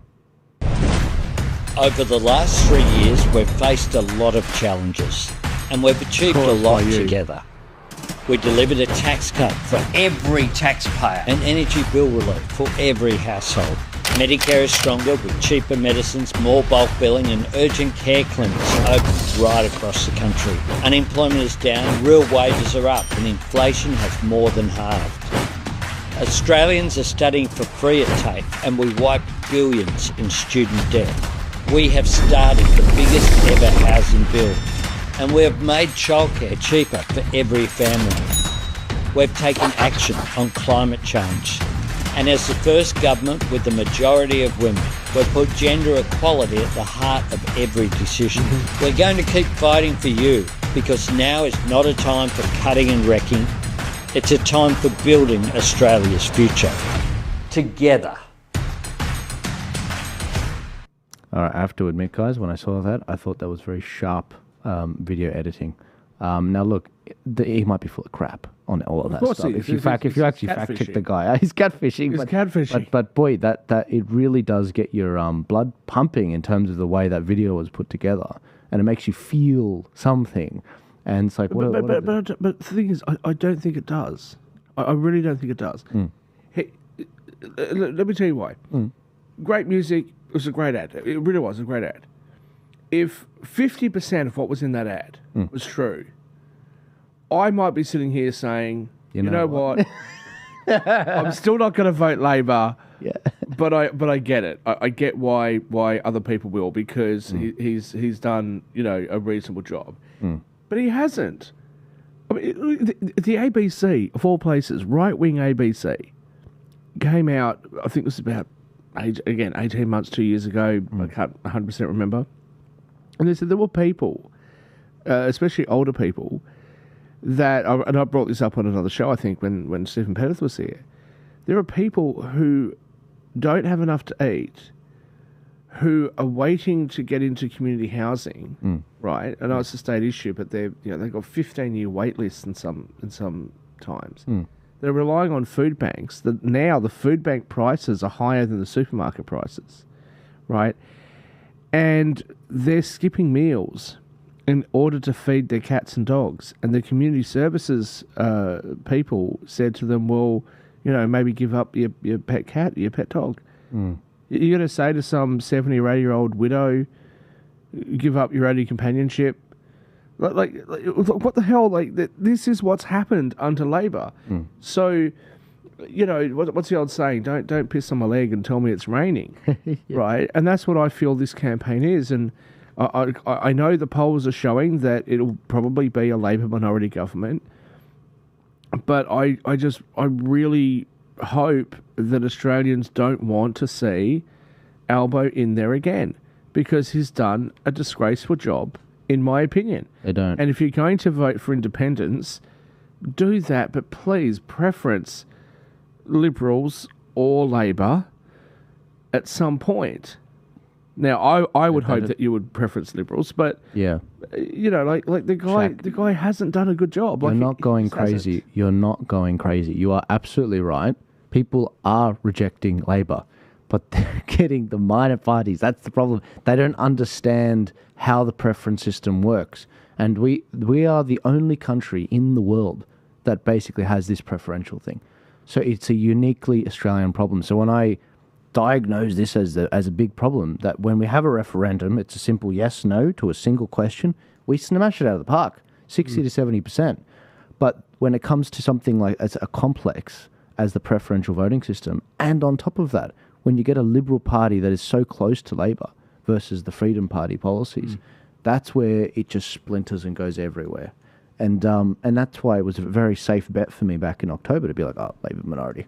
That was a big issue where I actually had to move I'll be honest with our audience, I actually had to move my microphone all the way over there. So if you heard a few noises while we were watching his response, it was when he said, there's a clear difference in this election between us and them. It's like, no, there really isn't. And that's the thing that's upset me the most about the Liberal Party. And it's not just this election, it's previous elections as well. What's upset me the most is I feel, and I don't know if I can speak for other Liberal national voters, I feel and have felt for many years taken advantage of by them. I feel like, I can't vote for the Labor Party, so I'm going to vote for you, but yet you're not actually dealing with the issues that I want you to deal with. Yeah. Right? Yeah. And his metadata rules, under Senator Conroy, like all these things, like just, and now you got this misinformation bill. Yeah. And didn't their opposition communication minister say, it doesn't go far enough? Not doing it funny. Like, oh, yeah. And the bill got defeated. Thank heavens, because the Greens. Oh, praise the Lord! Saved us. The Greens and the Teals, they found a conscience. So thank God, the guardians of democracy. Oh yeah, brilliant! Absolutely brilliant. But this is precisely the issue. Yeah. We need to have a proper opposition party. I've said this before. I think I said it again on Tuesday. I've said it on other shows. I'm a reasonably moderate kind of guy, right? So I'm. People always say I'm a right winger and I'm a conservative. It's not that I'm upset at being called a conservative. I just think it would be a disservice to conservatives because I'm not. I can't represent their views. The left have just gone way too far. Exactly. All that's happened. But moderate Australians are sick and tired of all of this stuff. Yeah. Absolutely sick and tired of it. Right. Well, one of our viewers made a comment earlier about talking about gas. There's a lot of gas in Canberra. That was another time I had to move my microphone away because the audience are funny. They got some zingers, don't they? But that's the whole thing. I mean, we're so frustrated with the government, and I just feel, throughout my life and having travelled to many countries around the world, that the countries I go to where there's less government, where there's less rubbish that you have to put up with and less loopholes and hoops that you've got to jump through, the better you are. No, for sure. Right? The more freedom you've got. 100%. And I don't think that they realise the damage that they do. One of the things I was a bit disappointed with in Peter Dutton's response there was he talked about, electricity and gas and, I think he mentioned coal there for a little bit. He talked about a lot of different things, but he only briefly mentioned how many small businesses have gone under. Yeah. Right? On my way in here to the studio, there's a place around the corner. I'm not sure if you're aware of this, but they have $2 oysters. And I was thinking about these 70 cents a day, and I thought, yeah, you get 1/3 of an oyster. that's basically the savings that the Labor Party is offering you. Yeah. People are struggling, people are hurting. COVID was horrible. People suffered all over the world. Right, I'm not gonna start pointing fingers at various politicians over the handling of that to any great degree, but that was 5 years ago. It was 2020. I can't believe it. It's 5 years ago. I know. I've literally grown up on camera. It's been bizarre. So, surely we can do better. And I really feel like the Labor Party has not done that. No. And if the Liberal Party loses this election, which they may well lose, I don't want them to. I'm putting my money on it. In fact, the betting markets are saying that now. I know. They've finally caught up. I know. I could have made some. Look, I'm not a betting man. I am, because when I've tried in the past, my card gets cancelled because they're like, you're not a betting man. And so with me, you could have made some serious money if you made the bets based on my predictions back in October. But here we are. I think it was like a 3-fold return on Labor minority. Yeah. But look, who knows? I might be dead wrong. Look, and you're the most knowledgeable person about Australian politics that I know. Big nerd. But I hope you're wrong. I really do. I hope something happens over the next month. Yeah. I don't want to see people suffer. But if they do lose, you can't blame the voters. And because he might get 30% of the vote again. One third of Australia again would turn into New Zealand. You can't blame the voters, and you can't blame the Labor Party because they won. Yeah. You have to blame the Libs and the Nats. You have to. And the primary thing is, look, I think a couple of months ago when the polls were showing that Dutton was the preferred PM, I think that if the election was called right then and there, he absolutely would have won. But since then, they've thrown up very little opposition to the things that Australians actually care about. Yeah. Right? Yeah. And the polls in some cases showed that Australians overwhelmingly were in support of some things or opposed others. And the Liberal Party did the opposite. And then this recent thing where the Liberal Party and the Labor Party voted in this donation rule. You'll have to explain this to the audience for minor parties. To come in at the next election after this one, way to go, guys! That's awesome. Really, just stamping out democracy. That's such a good idea because there's so many Liberal. I've been a lifelong Liberal Party voter, but it's been the last few elections that I've voted for minor parties first and then preferenced Liberal Party. And since Stephen Pettis and you informed me that when you don't put them number one, but you put them number two, it costs them the $3.50 or whatever it is that they get in electoral funding. Getting up to $5 now. $5? I'm like, yes. Hang on. I'm absolutely taking the money off them. $5 for the lower house and $5 for the upper house, roughly speaking, if they get above 4%. Yeah. So I'm like, I'm absolutely taking the money off them. Yeah. And I'll give the money to who I was told. I moved to Sydney when I was 11 from Perth, 10, 11, 12, something like that. I moved from Perth to Sydney, and I was always told that Pauline Hanson was this racist psycho, right? I'll tell you what, I'd rather she gets me $5 than the Libs or the Nats. Yeah. Right? Yeah. Or Christian Family First, or, many of the other parties. I'm going to give them the $5 first. Yeah. And now they've changed these rules in relation to donations. So what you're going to do is all the people that are already unhappy with you, they'll still preference you, but they're unhappy with you, and now even more pissed off with you. Yeah. Oh, that's great. What a brilliant strategy. Magnificent. Yeah. Yeah. Well, I tell you what, if you guys really want, I mean, I do actually have Pauline's speech, which I'll get to in a second. But what I wanted to firstly just make a point of, a couple things. Yes, Shaquille, Dutton was winning the polls a few months ago. But even if the election was then for sake, or even if it was better, at the end of the day, the electorate isn't asking about Dutton versus Albo. It's being asked which of the party names in front of you, with random names next to it that they've never heard of, are you going to vote for? And then number it from 1 to 6 or whatever. That's the problem. And so that's why I'm dedicated to sort of voter education and actually helping people's vote count.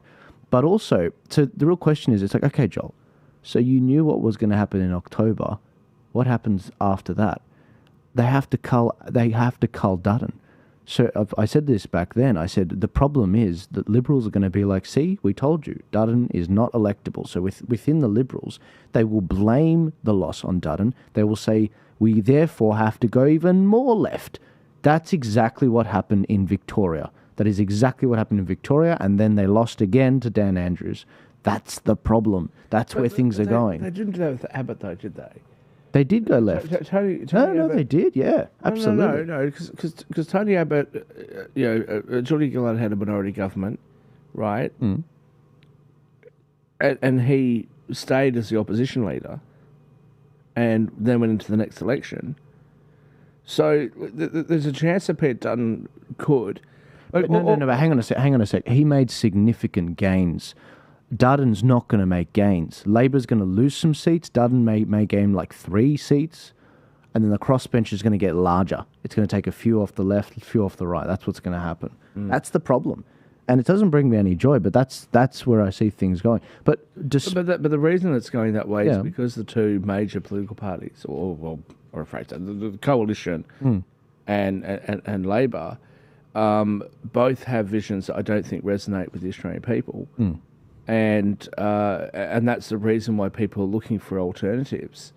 I think, as I said, I think if Peter Dutton does win, it's because people are going to be wanting to vote Albo and the Labor Party out, right? I don't necessarily think it's because it's because they're in love with Dutton. I think it's because you can tell people, yeah, things are awesome. Look at all these great things. We did this and we did that, blah, blah. But you're catfishing everybody by doing that. Australians have suffered over the last handful of years, and much of that suffering has happened under Labor. Labor promised to do things differently. It hasn't happened. So that's it'll be more of a Labor loss than a Liberal win, in my personal opinion. And as I keep saying, Peter Dutton, he comes across as a very sort of, he's a politician. His remarks are, whilst they're well scripted and he's pretty fast. Like in the interview, he handles his own. He comes across as a politician. he does. No, he does. Yeah, for sure. There's a really big human side to him, and if he can just show that human side of him a little bit more, right? He made mention of his wife Watching maths earlier, and talk about your family. Talk about everyday things. Well, you remember ScoMo? He went to the footy. Yep. And he wasn't up in a private box, which is where snobs like me end up in. He was like down there with like normal people, right? So, like that sort of thing, like that. If Peter Dutton could do that, I think that could bring him across the line. I'm telling you, the man's being set up to fail, and that's the thing. Look, here comes the conspiracy theorist. This is really happening within the Liberals. What's going on is we're seeing a situation where Peter Dutton's own internal staff and party want him to lose. They want him to lose. They want to cull the Conservatives out of the Liberal Party completely. This is what they do time after time. They did it after the last federal election. They said Scott Morrison is too right-wing. He's unelectable. So what they did when they wrote after the election, Why did Scott Morrison lose? It's because he had a woman problem. The captain's picks wasn't enough. Even though they ran over the members' rights in New South Wales and in 13 seats in New South Wales, they didn't give the members a vote. They selected 13 women. It was a top-down approach, captain's picks. Only 12 of those women ended up... only all 12 out of the 13 lost those seats. And the problem we've got is the left faction and the Liberals, they want Dutton to lose, because if he loses, they then are justified internally taking out the Conservatives. They're more concerned about the factional battle. Then they think the next time around in 2028, their guy or girl will become the Prime Minister. But they are mistaken. They are mistaken. What's going to happen is exactly what happened in 2022 November in Victoria in the state election. But can I just say, as doom and gloom as this is, guys, I need to explain a very clear concept about this with Dutton. Yes, I want him to go want him to go further. Yes, he is better than Albo, but marginally better. And when it comes to the Parliament of Australia, this is a very important concept. The reason why I talk about this thing called the balance of power is what you can actually insert some steel into the spine of Dutton. This is the Parliament of Australia on Wikipedia. You can insert some steel into his spine in both the lower house and the upper house by having this crossbench. So Labor currently, they don't need anyone in order to pass bills in the lower house. They got 78. But that's about to change. They're about to lose a few. So they're going to need some Greens and Teals and maybe some Muslim independents, take your pick, to pass bills. Now, in the upper house, similarly, they do currently need the Green senators and David Pocock in order to pass bills, and Jackie Lambie, the saviours of democracy and free speech. Now, what happens? What happens is when you have a situation that Dutton gets close enough to form government, but not majority, he then requires some crossbenchers. Now, if those crossbenchers are some of the freedom parties, you can force him to go to his party and say, hey, I can't pass this without Pauline or the Libertarians or Rennick's help. We have to compromise and insert these clauses into the bill so that it's better. That is exactly what I'm talking about. And that is exactly how the left, the Greens and the Teals have gotten so far with what they've been trying to do. Shaq, what do you think? Should we play Pauline's... I think we should. Just while you're looking that up, I'll just make a quick shoot. Point. Pauline Hanson's got these cartoon things which are really amusing, and you know she actually in one of the videos she showed everyone coming into the city, and David Littleproud was one of the people that she picked on, right? That's the thing. Look, if you're the Nationals. Like, you need to go right, dude. Like, you're looking after the farmers, right? Now, I grew up under Bob Hawke was actually the Prime Minister when I was born, but I don't really remember him that well. Paul Keating was the first Prime Minister that I really remember watching, and I thought that he was a brilliant parliamentarian, but I was like 8 years old and I had no idea what he was talking about. I just thought he was, pretty suave, and he had great suits, and he just, gave great speeches. What I think the Liberal Party forgets is there's the liberal side of the Liberal Party, which I think is, people like myself, and there's a conservative side. Yes, we may have some disagreements, right? But if you move to the right, on most issues, people like myself will still back you.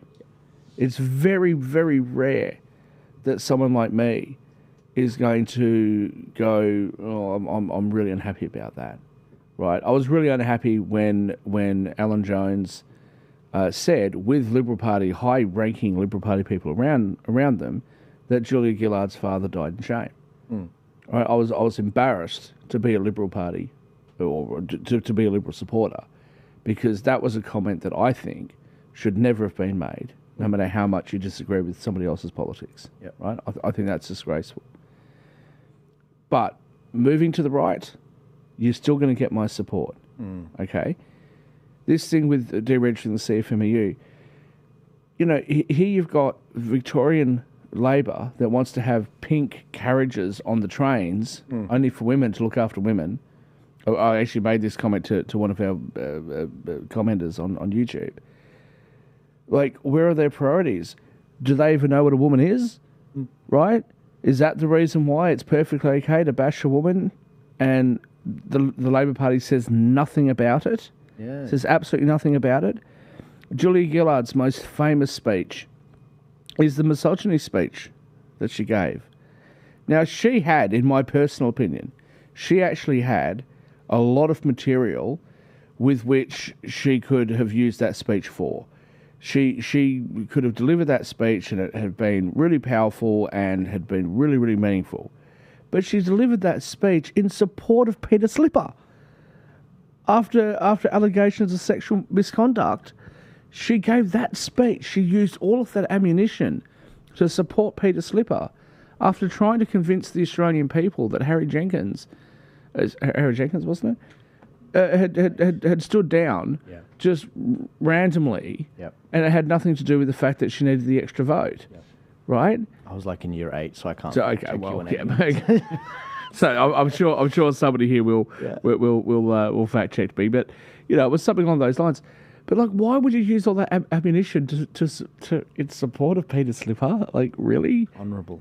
Is this like? Are we being serious? Yeah. And this is the thing. So I really hope that Australians can see through this. And I do look at the US and I see that a lot of young people in the United States are quite, what's the term now? The opposite of woke is based. Is that the term that wow, your generation's using? Skibbity. I'm coming up. I'm coming up to speed with these things. Yeah, absolutely. They're Sigma males. But what we've noticed is that in the very young generation, sort of the under 25s, is that males are moving away from all of this so-called woke stuff. Yeah.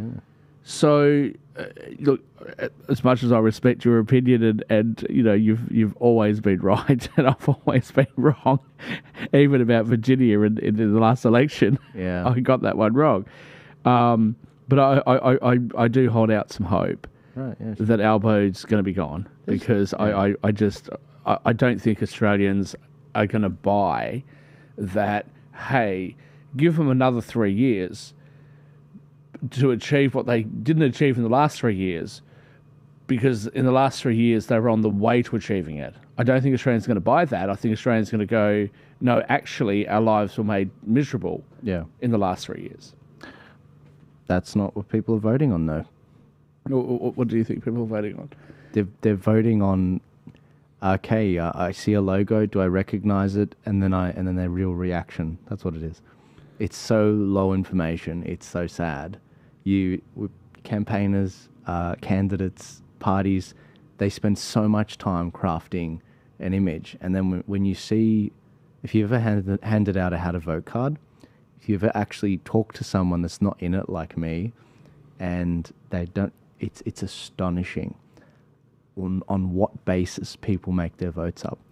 And so even if they get it, even some of the people that watch this show, I'm always shocked by the fact that when they number a how to vote card, they'll be like, I did Liberal Party 1, and then I did Pauline Hanson. Pauline, I put you number 2 because I want to support you in Queensland. And she's just like, I needed you to put me 1, then Liberal. But I said, I didn't want to split the vote. You don't split it; it flows. Yeah, I do. I get that. I totally get what you're saying. The question is, how many people are going to vote Labor 1 or 2 or 3? Right. I just feel like Australians are going to look at the last 3 years and look at the rest of the world, especially the United States. Under Trump, which is becoming a little bit more contentious in the media. Yep. But look at what's happened there. Look at how Keir Starmer's run the UK, right? Macron, I don't know if anyone noticed, but while Dutton was giving his response, there was stuff coming up, like underneath the sort of the things coming up underneath, and Macron says, "Oh well, if European forces enter the Ukraine, that could be a deterrence against Russia. Yeah, astonishing thing to say, isn't it? Gee, well, it took you a few years, didn't it, France, to sort of get your act together, and you're one of the Security Council members as well. Like, I feel like, you look at Germany, which has moved significantly towards the right. You look at immigration, which is a huge issue. And, I met a lot of people in my life. My parents immigrated to this country. Many of my family members immigrated to this country or to the US or to Canada or to the UK and a lot to New Zealand. I'm not anti-immigration. Yeah. Right? I love people to come and try and have a better life. But there has to be a limit, and the country has to be able to absorb those people, and those people have to be able to assimilate into our culture. Absolutely, right? Yeah. We can't have, protests saying the most vile things outside of the Opera House, one of the most iconic buildings in the world. Even if you actually agree, that Israel, has maybe gone too far. Yeah. In what they've done as a response to October 7. Yeah. To sit there and say, kill the Jews, F the Jews, gas the Jews. Yeah. How can that be chanted at the front of the Opera House? It's ridiculous. Right? And the police are sitting there and didn't say a bloody thing. No, they said Right? in fact, they said we couldn't shut it down. There were too many of them. Yeah. So honestly, I really do feel like, and you made a comment just before about Muslim independence. Yeah. I don't know any Muslims that are like out there saying, like I think it's brilliant that we introduce transgenderism into like kindergartens. You know what I mean? Like they're conservative people. So something's gone wrong, and what's gone wrong is the Liberals mostly, and Nat's policy. And I hope you're wrong. I really do. I hope you're wrong, and I hope that Australians are just going to say, you know what, I cannot possibly put up with another 3 years of Albo. Yeah, look, I was trying to pull this up basically. So this is the best thing. So this shows preference flows, Jack. So when it comes to what is it? So when it comes to your vote, when there's various parties that are running, basically, let's say there's 1, 2, 3, 4, 5, 6. All right, there's 6 parties running in this particular seat. This is the seat of McMahon. This is a real seat. This is real data. So in the last election with Scott Morrison when he ran against Anthony Albanese, this is Chris Bowen's seat, by the way. We saw a situation where Chris got 47% of the vote, the first vote. Then Liberals got 28% of the vote. The United Australia Party got 9%, and the Greens got almost 6%. One Nation almost got 5.5%, and then the Libertarians got about 3.3%. So the way it works is whoever gets the least amount of votes, they get taken off, and their votes get split because obviously all the numbers go everywhere. Now look at how few votes actually went to the Libs after this. And this is where it shows you. So once you remove the first count and it all flows, some go to Labor from the Libertarians, some go to the Liberals, some go to the United Australia Party, some go to One Nation, and then some go to even the Greens. Look what happens when the Greens get eliminated. Who is a Libertarian voter who then preferences the Greens? Exactly. It gets worse. It gets worse. Am I on planet Earth? Or this happens. And this is the thing. If you look at enough of these, this happens. So then you've got the Greens right here. They got eliminated next. Look at the efficiency of that transfer rate straight to Labor, bolstering them up past the majority, delivering them that win. People see the Greens or the Liberals that they see it as a protest vote, voting for the Greens or an independent, but it flows back to Labor before it gets to the Libs. Then some of it goes to the Libs, some of it goes to the UAP, some of it goes to One Nation. I mean, what Greens voter is preferencing One Nation and the UAP? That's another question. Yeah. One Nation then gets removed. One Nation voters are going to Labor as much as are going to Liberal once One Nation is eliminated. Look at that. And then obviously the bulk of it going to the UAP. And then when the UAP is left, look how many votes get sent to One Nation, like 40%. from the UAP once it's left, and then that's the problem. So what happens is with the left-wing parties when they run, and I've got plenty of these, they are more efficient. Their version of the UAP, the Greens Party, the amount of votes that flow to Labor is much higher. That's the problem that's going on here. And so when I do how to vote cards, it's not because Joel's a shill for the Libertarian Party or one of the 8 other freedom parties. It's because we've got to fix this problem. Because if you don't fix it, this keeps happening. And because the vote's split, 15% of the vote is split across so many parties, this is the problem we face. And that's why I pull my hair out with... and that's why I was so confident in October what was going to happen. I was like, all right, we're not doing anything different. We're just going to rerun the previous 8 elections that we fought. Well, this is what's going to happen. And that's why it's not even risky to me. Yeah, look, again, I don't doubt you. And you know, when we first met, I remember a few times that you've come over to my house and you've shown me data, and it just, I just sit there astonished. I don't get it. Yeah. Like, look, there was a question that came up before, or something that you might have said. Hopefully, I'm not saying something in confidence, that the Governor General is a Republican, that believes that we should be a republic. I believe that we should be a republic as well, and I don't actually understand why republicanism is on the left. Yeah. Like, I really think it should be a right wing issue that you know, like Americans, where like, hey, we want to be in control. That it shouldn't be somebody's birthright, even if it's by proxy with a Governor General, to veto our parliament. That should be something that we, the people, decide. Like, to me, that sounds like a right wing position. Yeah. And very few of my conservative friends agree with me actually on that. And I respect that. I also understand it. But I can't understand how you could vote for One Nation and then go to the Greens or the Labor Party. I don't get it. Because they're low information, Shaq. They're low. They don't. And this is the problem. When you don't have a proper ground game where people are literally like handing out how to vote cards and saying, yep, this how to vote card has 1 Freedom Party, 2 Freedom Party, 3 Freedom Party, 4 Liberal, 5 Labor, 6 Greens. When you're not having people on the polling booths because we're not rallying the troops, doing that, people will make it up themselves. They will donkey vote. They'll number it 1 to 6 just in order. They just throw their vote away, and their vote is equivalent to yours and mine. That's the problem. And it's mandatory voting. It's mandatory voting. Whereas when you get a very simple proposal, yes or no, and you just do that, done. We're done.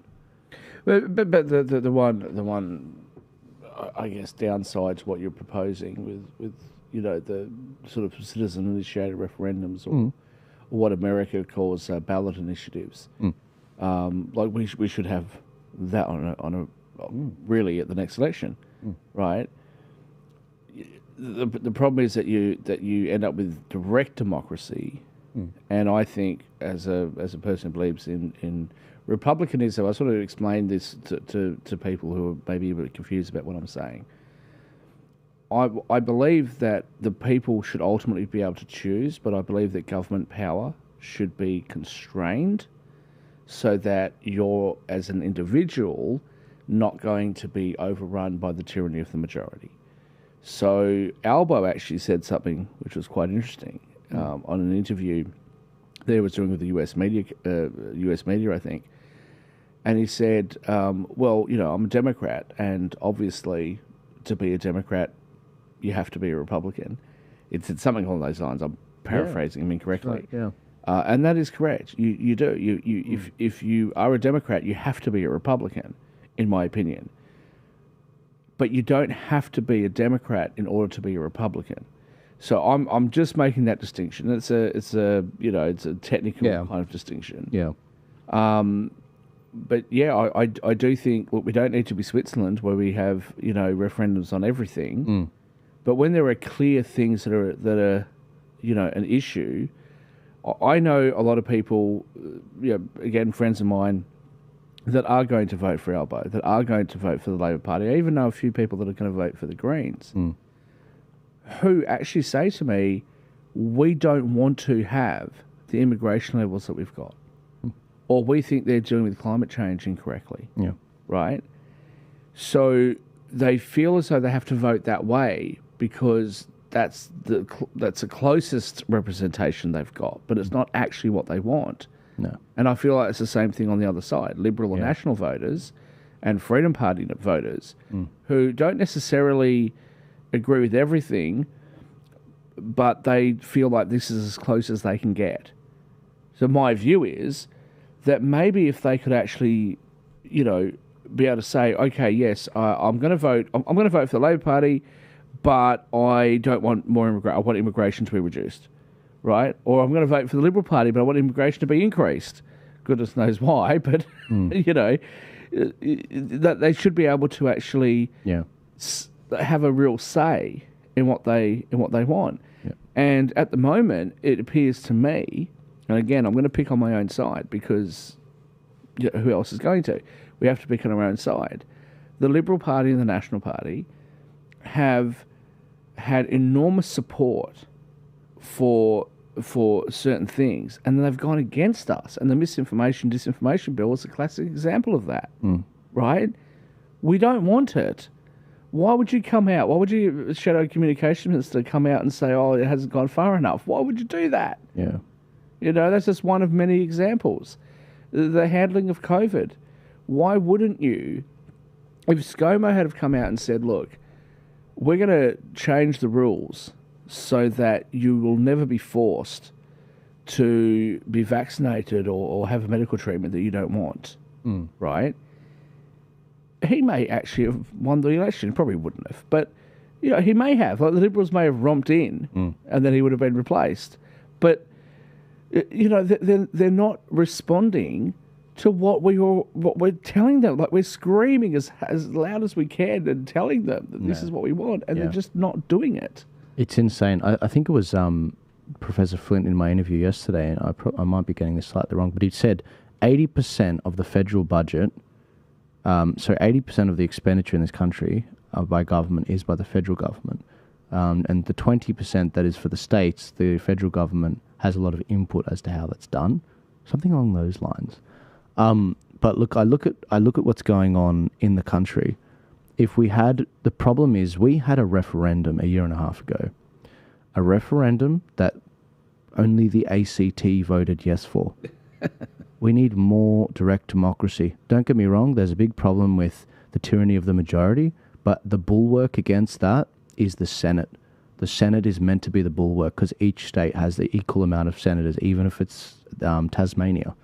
And so the big problem we've got is there's actually not enough citizen-initiated referendums. All we're getting is this Canberra bubble. They're the only ones that can put up a proposal. There's no if you can get 20% of the population or the electorate, or maybe 10% of the electorate, to sign a petition, put their address in and whatever, and then put in a proposal and get behind that petition to trigger a referendum at a federal level, there's none of that. Back in the day, we used to have 11 referendums. So when you'd go to the election, you'd vote on just 11 different questions. Yes, no, yes, no, yes, no. Bam, bam, bam. Too easy. Perfect. Yeah. And I think we should probably, go back to a model like that. We should be, but people should be able to have a say. And as I said, that may mean, and look, I don't get it. I don't get why you would vote for Albo again, because I think most people's lives have been made worse under his leadership. But if you are going to vote for Labor and then for Albo, but you don't like A, B, and C, then you should be able to say so. And that should be something that Parliament has to actually deal with. Unfortunately, that just really hasn't happened. No. So, and you're right, the Canberra bubble, and even the Northern Territory. The mass media was telling us, after Ray Martin comes out and calls us all dinosaurs and dickheads, that they come out and say, oh, the Northern Territory vote's not going to count as much and blah blah. Even they voted against it. Yeah. Right. So yeah, that's right. The majority, but from what I understand, the majority of Aboriginal communities voted against it. And why? Because you don't want to centralise power. You don't want, you don't want to have to rely on people sitting in Canberra, and academics and politicians, to sort things out for you. Yeah, I mean, I can't think of a single politician that's in Parliament today that I could say, hey, look, I'm going to set up a business tomorrow, and I'd really love for you to come and work for it, right? You don't see any politicians leave politics and go and work for a small business. Right, they all become consultants for these big, massive multinationals. For AUKUS, which they set up. It's just literally. You know what I mean? Yeah, feathering their own bed. Look, what do you reckon, Shaq? Should I play Pauline's 20-minute budget, or is that for another time? No, absolutely play that. I'm just going to make one quick comment though. Shoot. I think one of the most effective ads that they ran in the Trump Kamala Harris campaign was.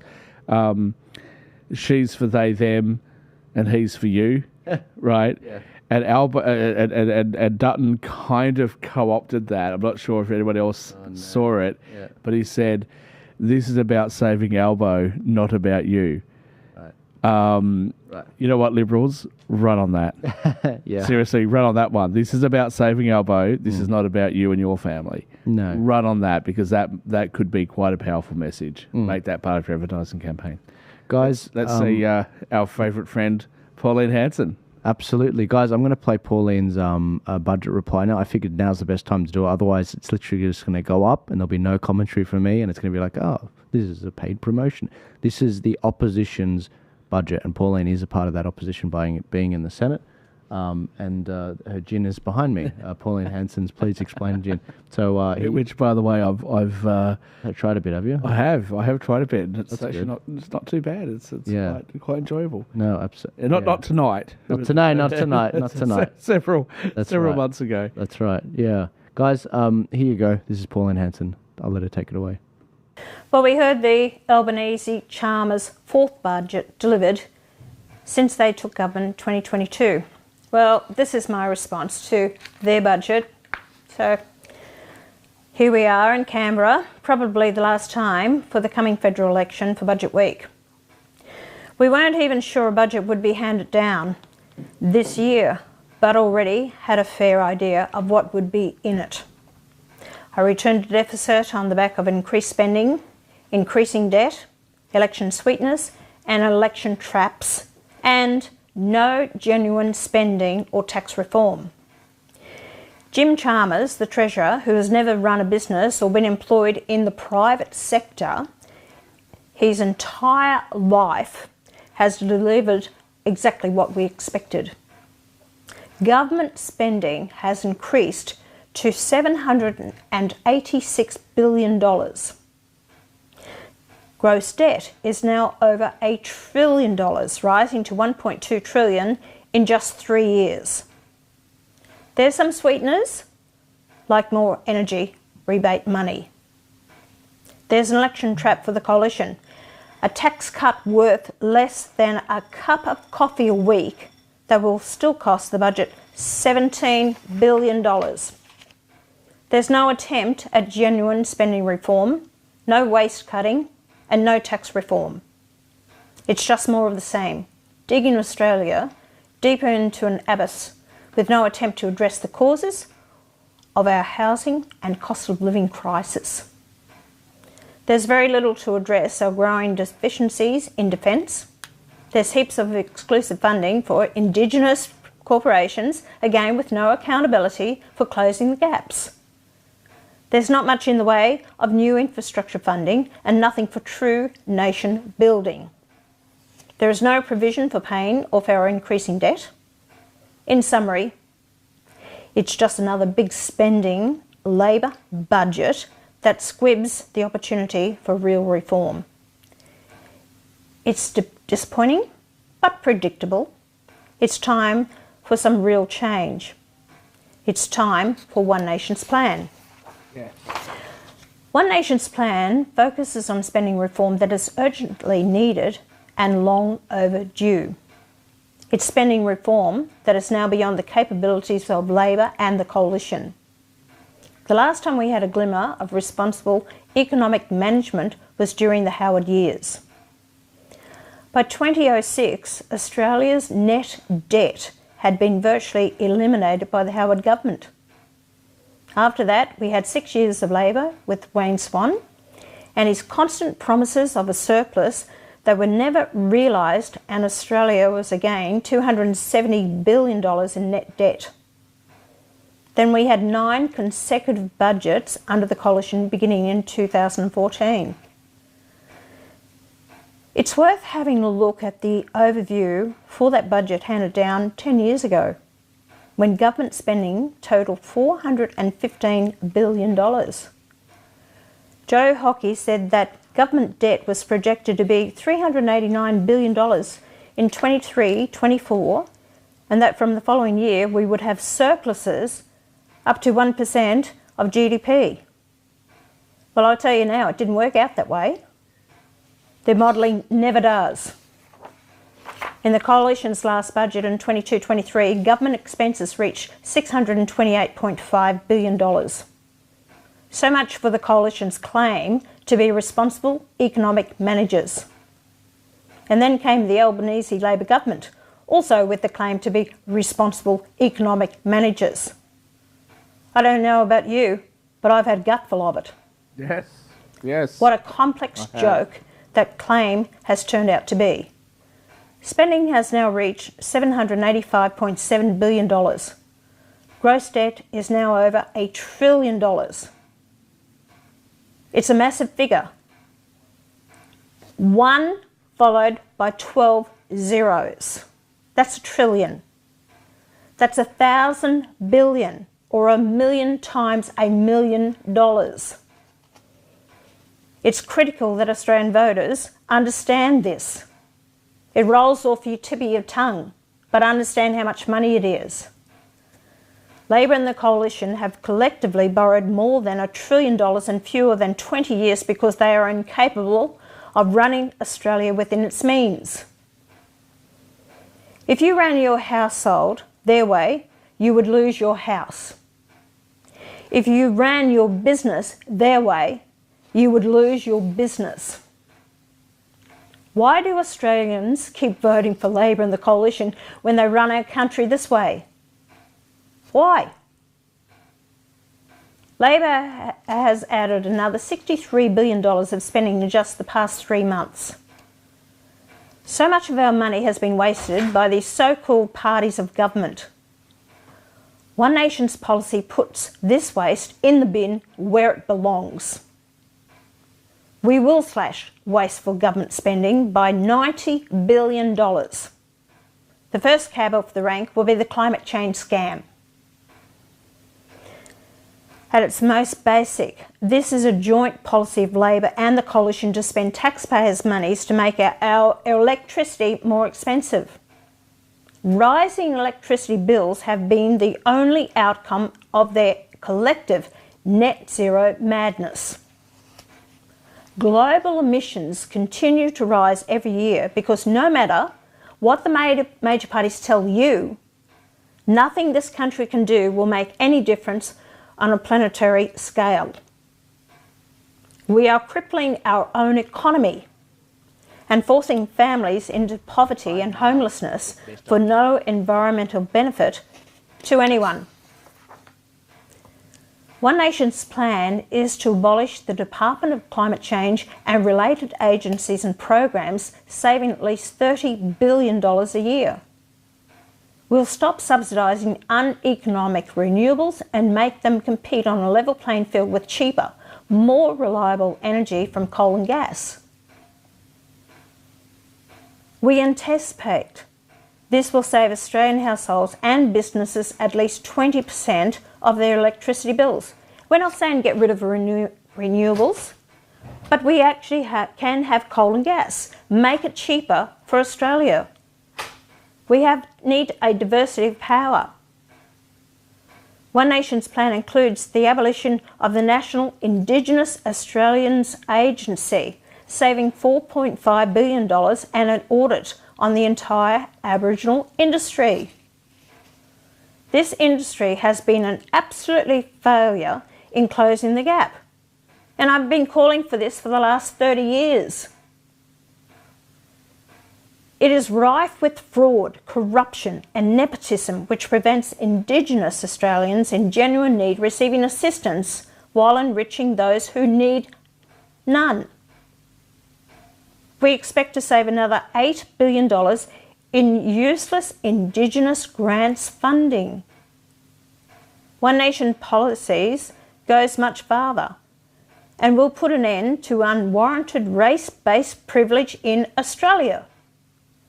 Australians overwhelmingly rejected race-based privilege at the Voice to Parliament referendum in 2023. Equal rights for all and special rights for none is the only fair approach in a free, representative democracy. Under One Nation's policies, no Indigenous Australian in genuine need will miss out on assistance, but they will have no more assistance than anyone else in genuine need. You don't close the gaps by treating Australians differently. Correct. Actually, it's divided us as a nation. And that's what I get so upset about. And there's a lot of Australians out there, because they're white, don't get the basic needs that they need. Their kids or their assistants. Yep, disgraceful. We are going to dismantle this culture of unwarranted entitlement, naked greed and racial hatred. One Nation's plan includes restoring the National Disability Insurance Scheme to its original purpose, providing only reasonable and necessary support to Australians with a disability. We support the NDIS and want to ensure it survives. We will review eligibility, introduce means testing, reduce unsustainable pay rates, and crack down on fraud. One Nation's plan also includes withdrawing Australia from a range of international bodies and agreements that do not work in Australia's interests. We must get out of the Paris Agreement. We must withdraw from the World Health Organization, the World Economic Forum and the International Criminal Court. And we must withdraw from the United Nations and the UN Convention on Refugees. They're all out of date. We're past the use-by date. We have our own sovereignty, our own elected members of Parliament. Let's run our own country, yet, not be told by these people who haven't even set one foot on Australian soil and telling us how we should run our country. It has become a haven and a platform for the worst regimes in the world, legitimising terrorist states, theocracies and dictatorships. This is the UN. It has mutated beyond recognition. It no longer works in Australia's interests, so there's no compelling reason to remain part of it. We expect to save at least $1 billion by getting out of these organisations. We also expect at least another $3 billion in savings by reducing and redirecting Australia's foreign aid.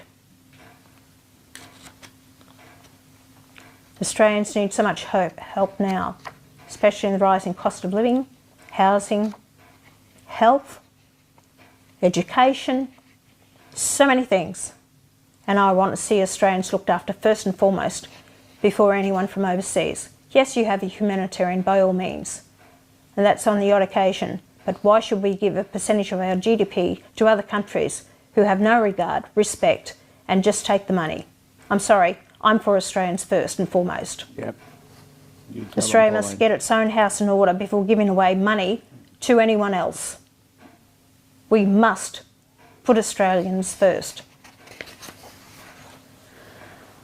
We will abolish the Therapeutic Goods Administration and roll out its essential functions into the Department of Health. You've got to question, why is the pharmaceutical companies putting money into the TGA? We'll also review about $3 billion worth of medicines put on the pharmaceutical benefit scheme during the COVID-19 pandemic. One Nation's plan includes privatising the SBS. Yes, you heard me. There's no longer any need for taxpayers to fund the SBS. And we're talking about hundreds of millions of dollars a year. We have the internet now, providing anyone in Australia with the ability to access programming in their language from virtually anywhere. One Nation's plan also includes getting rid of most of the ABC. Oh, I can hear you cheering about that one. Everyone loves that one. Over $1.1 billion taxpayers' dollars goes into the ABC that are so left-leaning that you can't get fair account of issues. There is a case for taxpayers to fund ABC services in Australian markets where commercial media will not operate as a broadcaster and last resort. There is no longer any compelling case for taxpayers to fund the ABC in larger markets already saturated with media services. If people in these markets want ABC services, then they can pay for them, not taxpayers. We expect to save more than $1 billion from this measure.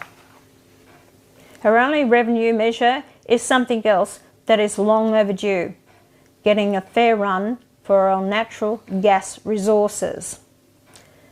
One Nation's plan includes raising an additional $13 billion by charging levies at the point of extraction instead of on profits. We will also create a national domestic gas reserve so that Australia no longer faces energy shortages thanks to Labor's reckless obsession with renewables. By slashing $90 billion in government waste, One Nation liberates resources to pay down federal debt, invest in national building infrastructure and put $40 billion back in Australia's pockets. One Nation will implement a range of cost of living and tax relief measures. These include halving the fuel excise to 26 cents per litre for at least 12 months with an option to extend, eliminating the excise on alcohol served in hospitality venues, freezing the increases in the alcohol excise that occur twice a year and reviewing the excise regime entirely, exempting insurance premiums from the GST, allowing couples with at least one dependent child to split incomes and file joint tax returns, saving these families thousands of dollars in tax, allowing aged and veteran pensioners to earn money working without affecting their pensions, and lifting the tax-free threshold to $35,000 for self-funded retirees. Our plan includes additional elements that will put more money back in Australians' pockets. We'll crack down on Medicare fraud, estimate it to be up to $3 billion a year, and after a comprehensive review, implement practical measures to improve bulk billing rates to keep more GPs in the system. One Nation will improve home affordability by exempting basic building materials from the GST for the next 5 years for homes valued up to $1 million. This will also reduce the risk of building and construction companies collapsing.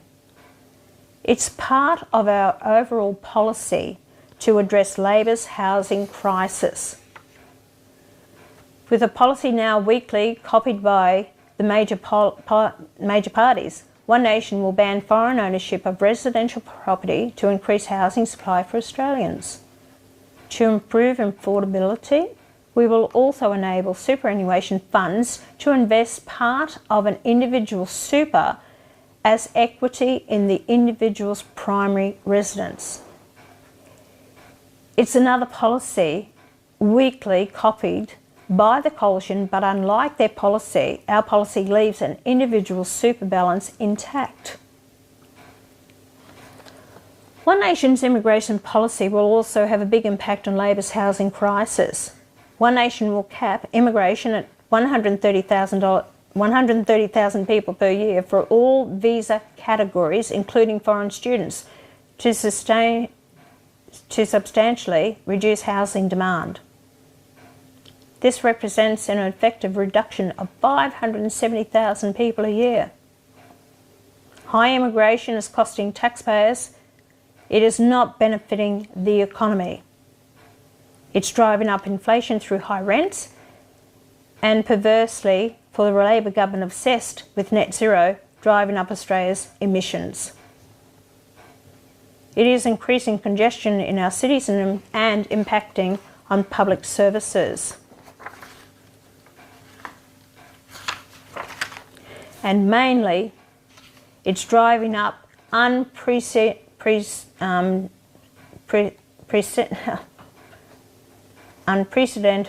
demand for housing. This is forcing more Australians into mortgage stress, rental insecurity and homelessness. It has to stop. And One Nation has a policy that will stop it. We're the only party with an immigration policy that meets the expectations of the majority of Australians. One Nation is also backing Australians' farmers in Labor's undeclared war on the sector. We'll reverse the ban on live sheep exports. We'll restore balance to the Murray-Darling Basin Plan and let irrigators keep the water. We'll reduce their energy costs, build more efficient paths to export their produce, and look at better protections against cheap food imports. We'll also protect farmers' land and water from foreign ownership. One Nation will also invest in Australia's future with some real nation-building infrastructure. This includes the Hellgate Dam in Townsville, scrapped by Labor 2 years ago, and other water security projects. It includes building on the Inland Rail project to develop a national rail circuit for freight and passengers. It includes developing a world-class export and import container hub at the Port of Gladstone. It most definitely does not include even one more wind turbine, but we will support low emissions coal, gas and nuclear energy to power Australia's future more cheaply and reliably. One Nation is advocating the policies that alleviate the interests of Australians over special interests, foreign interests and harmful ideologies. We're advocating the policies that Australians want. We're advocating sensible policies that are now being copied by Labor and the Coalition, banning foreign ownership of housing, nuclear energy, cutting alcohol taxes, accessing super to improve home affordability, and auditing the Aboriginal industry. One Nation will put $40 billion back in Australians' pockets and will fix the causes of the rising cost of living, renewables, high immigration, and reckless Labor government spending. One Nation wants to protect our way of life, protect our standard of living, and ensure a prosperous and secure Australian nation, and will do it without imposing more costs and burdens on future generations. Unlike anyone else contesting this election, One Nation's plan puts Australia and Australians first. So make sure you put us first on your ballot paper at this election.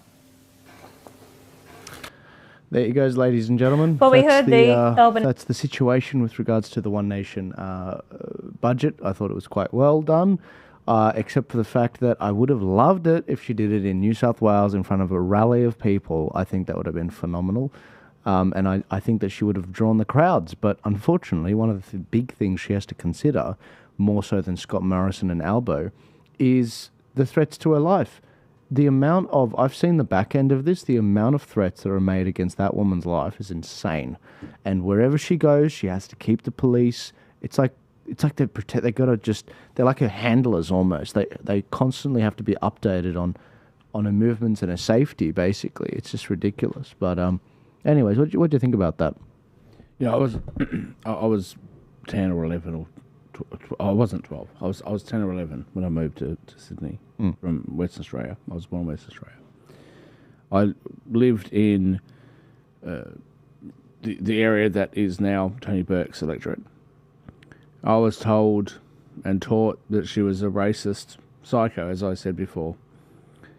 And you know what? If she still owned that fish and chip shop, and you went up there now, and you said, "Oh, love, those scallops were brilliant. I'll grab a couple of those. I'll get a bit of calamari. I'll get this, that."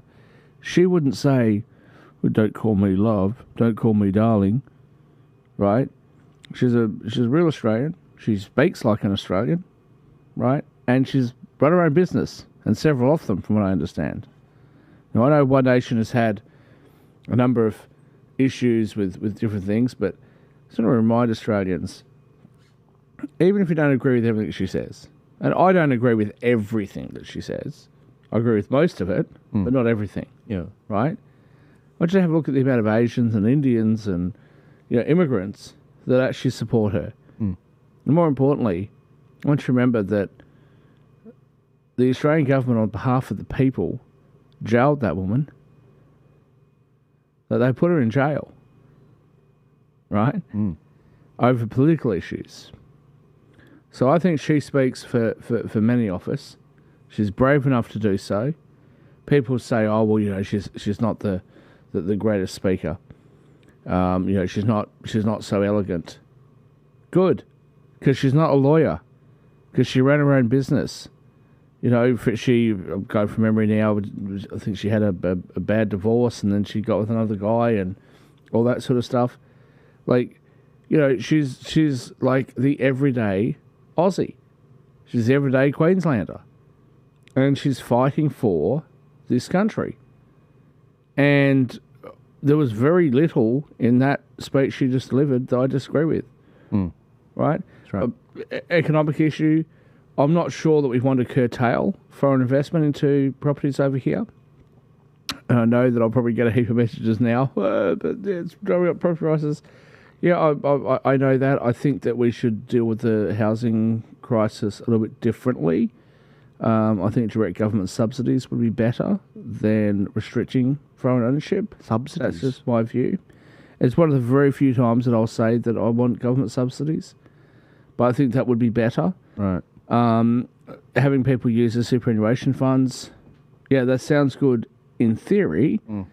But if you're 22 years old and you've been working, 3 days a week at Macca's since you were 15, and now you're 22, 23, and you're working at Red Rooster because you're going to uni and you just want that little bit of extra money, you don't have 50,000 in your super.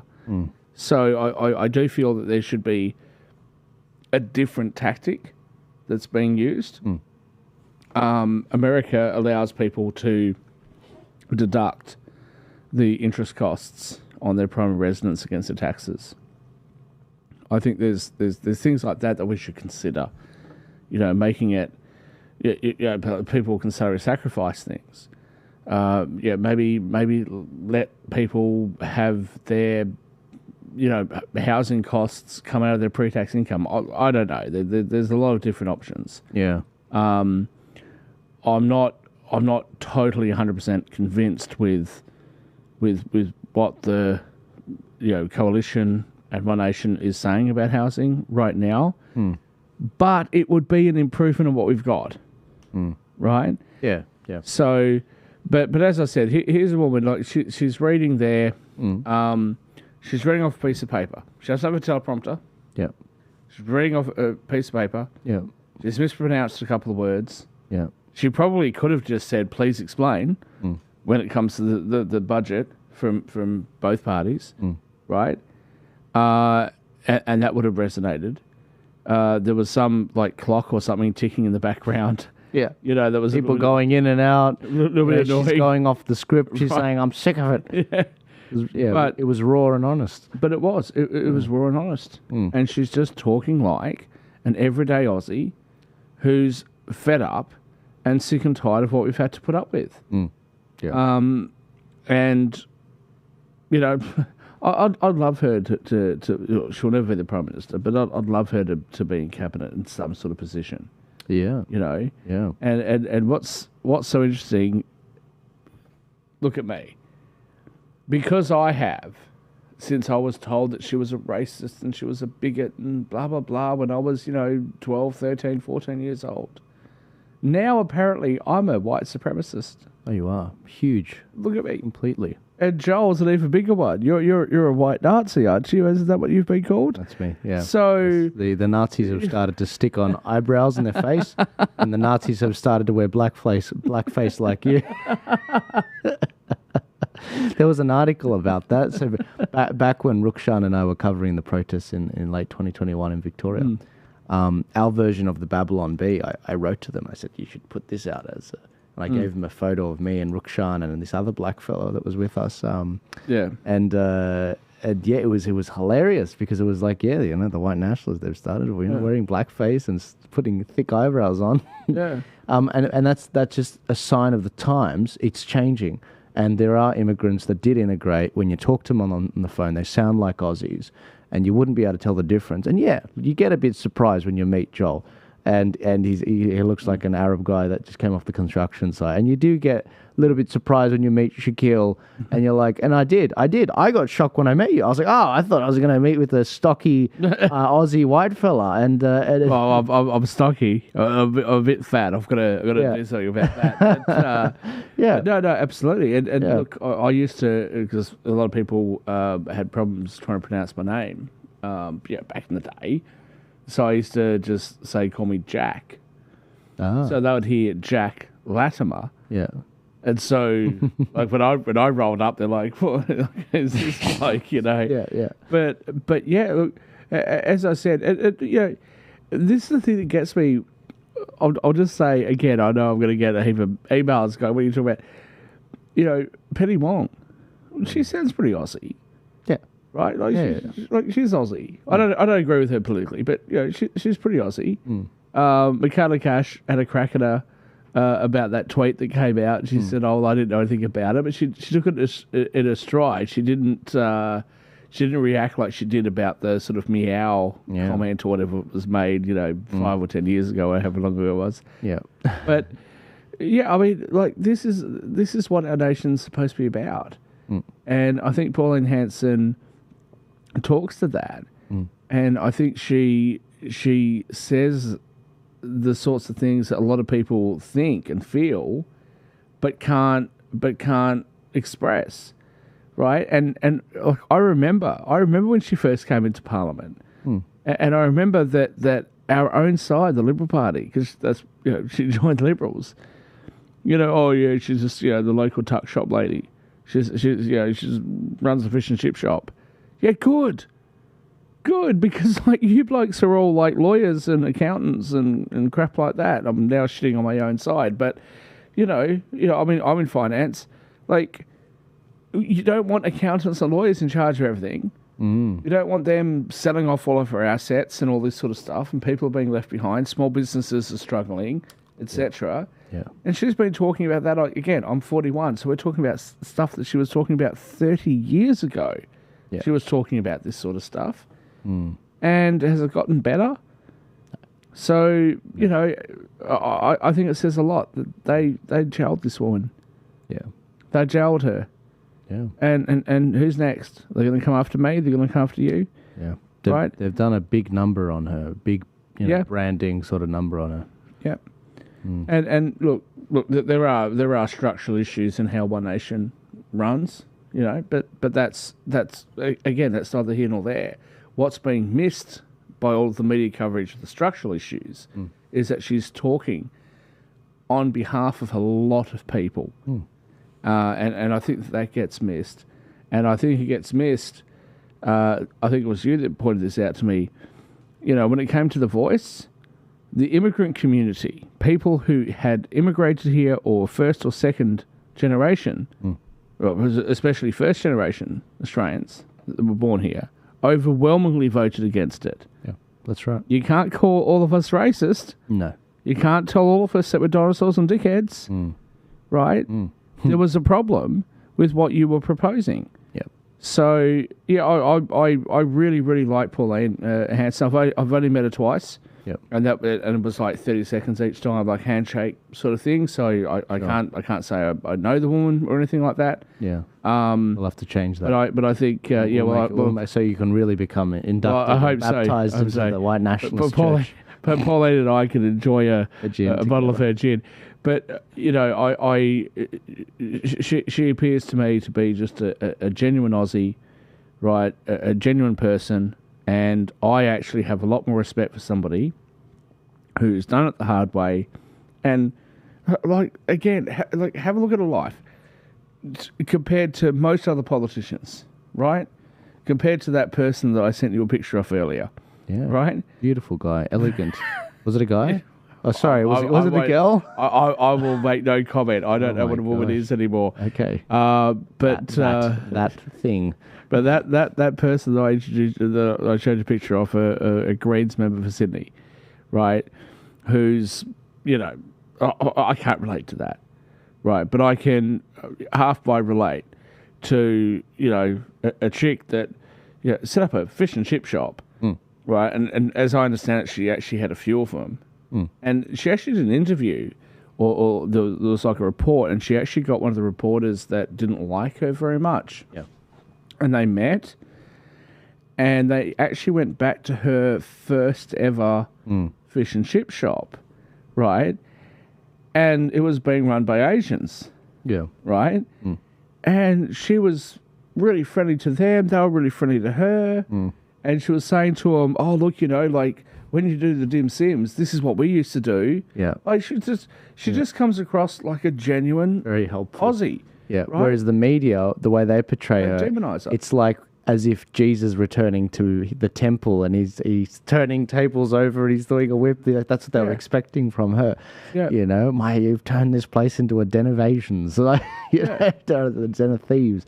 But no, she's a very genuine person. Absolutely. Even that please explain thing, right? And okay, look, like objectively, it's kind of funny, and there was some. I don't know if the song you mean? You were probably 2 years old when that came out, but it was kind of funny, like the way that she'd said it, and like the song that came out afterwards. My language has been murdered. Yeah. My shopping trolley murdered. That was kind of funny.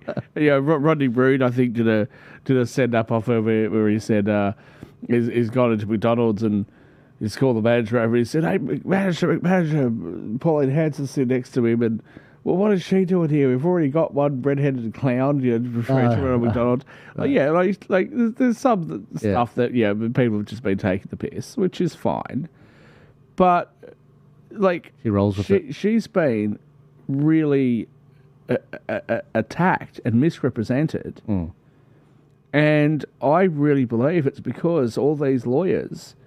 I mean, I'd love you to maybe get one of your researchers to find out how many people in Parliament are actually lawyers. Oh, yeah, there's a crap ton. Right? Like, what percentage is it? Is it 90%? Like, do you know what I mean? Like, there's so many of them in there, and, they think they know everything. And when somebody wants to, like Trump wants to drain the swamp or whatever, when someone comes in and starts pointing out, like, hey, this is not just the ridiculousness that happens in Parliament, but this is the effect it's actually having on everyday, ordinary Australians and ordinary people that are just trying to run small businesses and, ordinary things. This is the effect it's having. They get shut down. So, I have absolutely all the respect for what she's achieved. And I hope she's successful. I hope she increases her vote share. Yeah. I really do. Absolutely. Well, ladies and gentlemen, we've kept you up really late, but I really wanted to cover both opposition speeches because Pauline Hanson, she's put one out. I haven't seen one from the other parties, but if they do, I'll put it out there if the opportunity presents. But this has been a long stream. I hope you got a lot of value out of it. If you want to support what we're all about, the election has kicked off, and we very much need you guys to get mobilised, start connecting with your political parties. This is why I got onto the tools very early, so we could roll this out just in case. So you can go to the Turning Point Australia website, tpaust.com.au. You can click volunteer. You can basically put your state in, for example, New South Wales. If you want to, you put your electorate that you're in. If you're not sure which electorate you're in, you can click here to find out.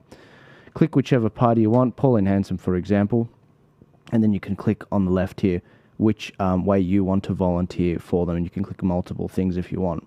Again, I don't retain that information. I literally just pass that off to the party that you literally just selected. We've connected with all these parties and we've partnered with them so that they can get connected with you as much as possible, to hand out how-to-vote cards, to do scrutineering, to put up posters.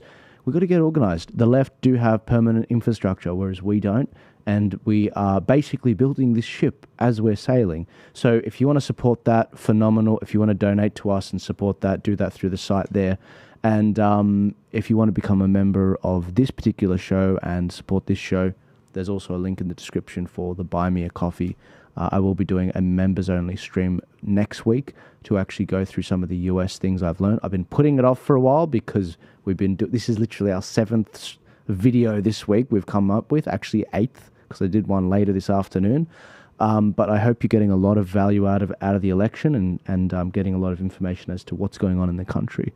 But without further ado, thank you guys so much. Thank you, Shaquille, for jumping in, especially last minute this week. I really appreciated your insights with regards to this. But I will see you guys later.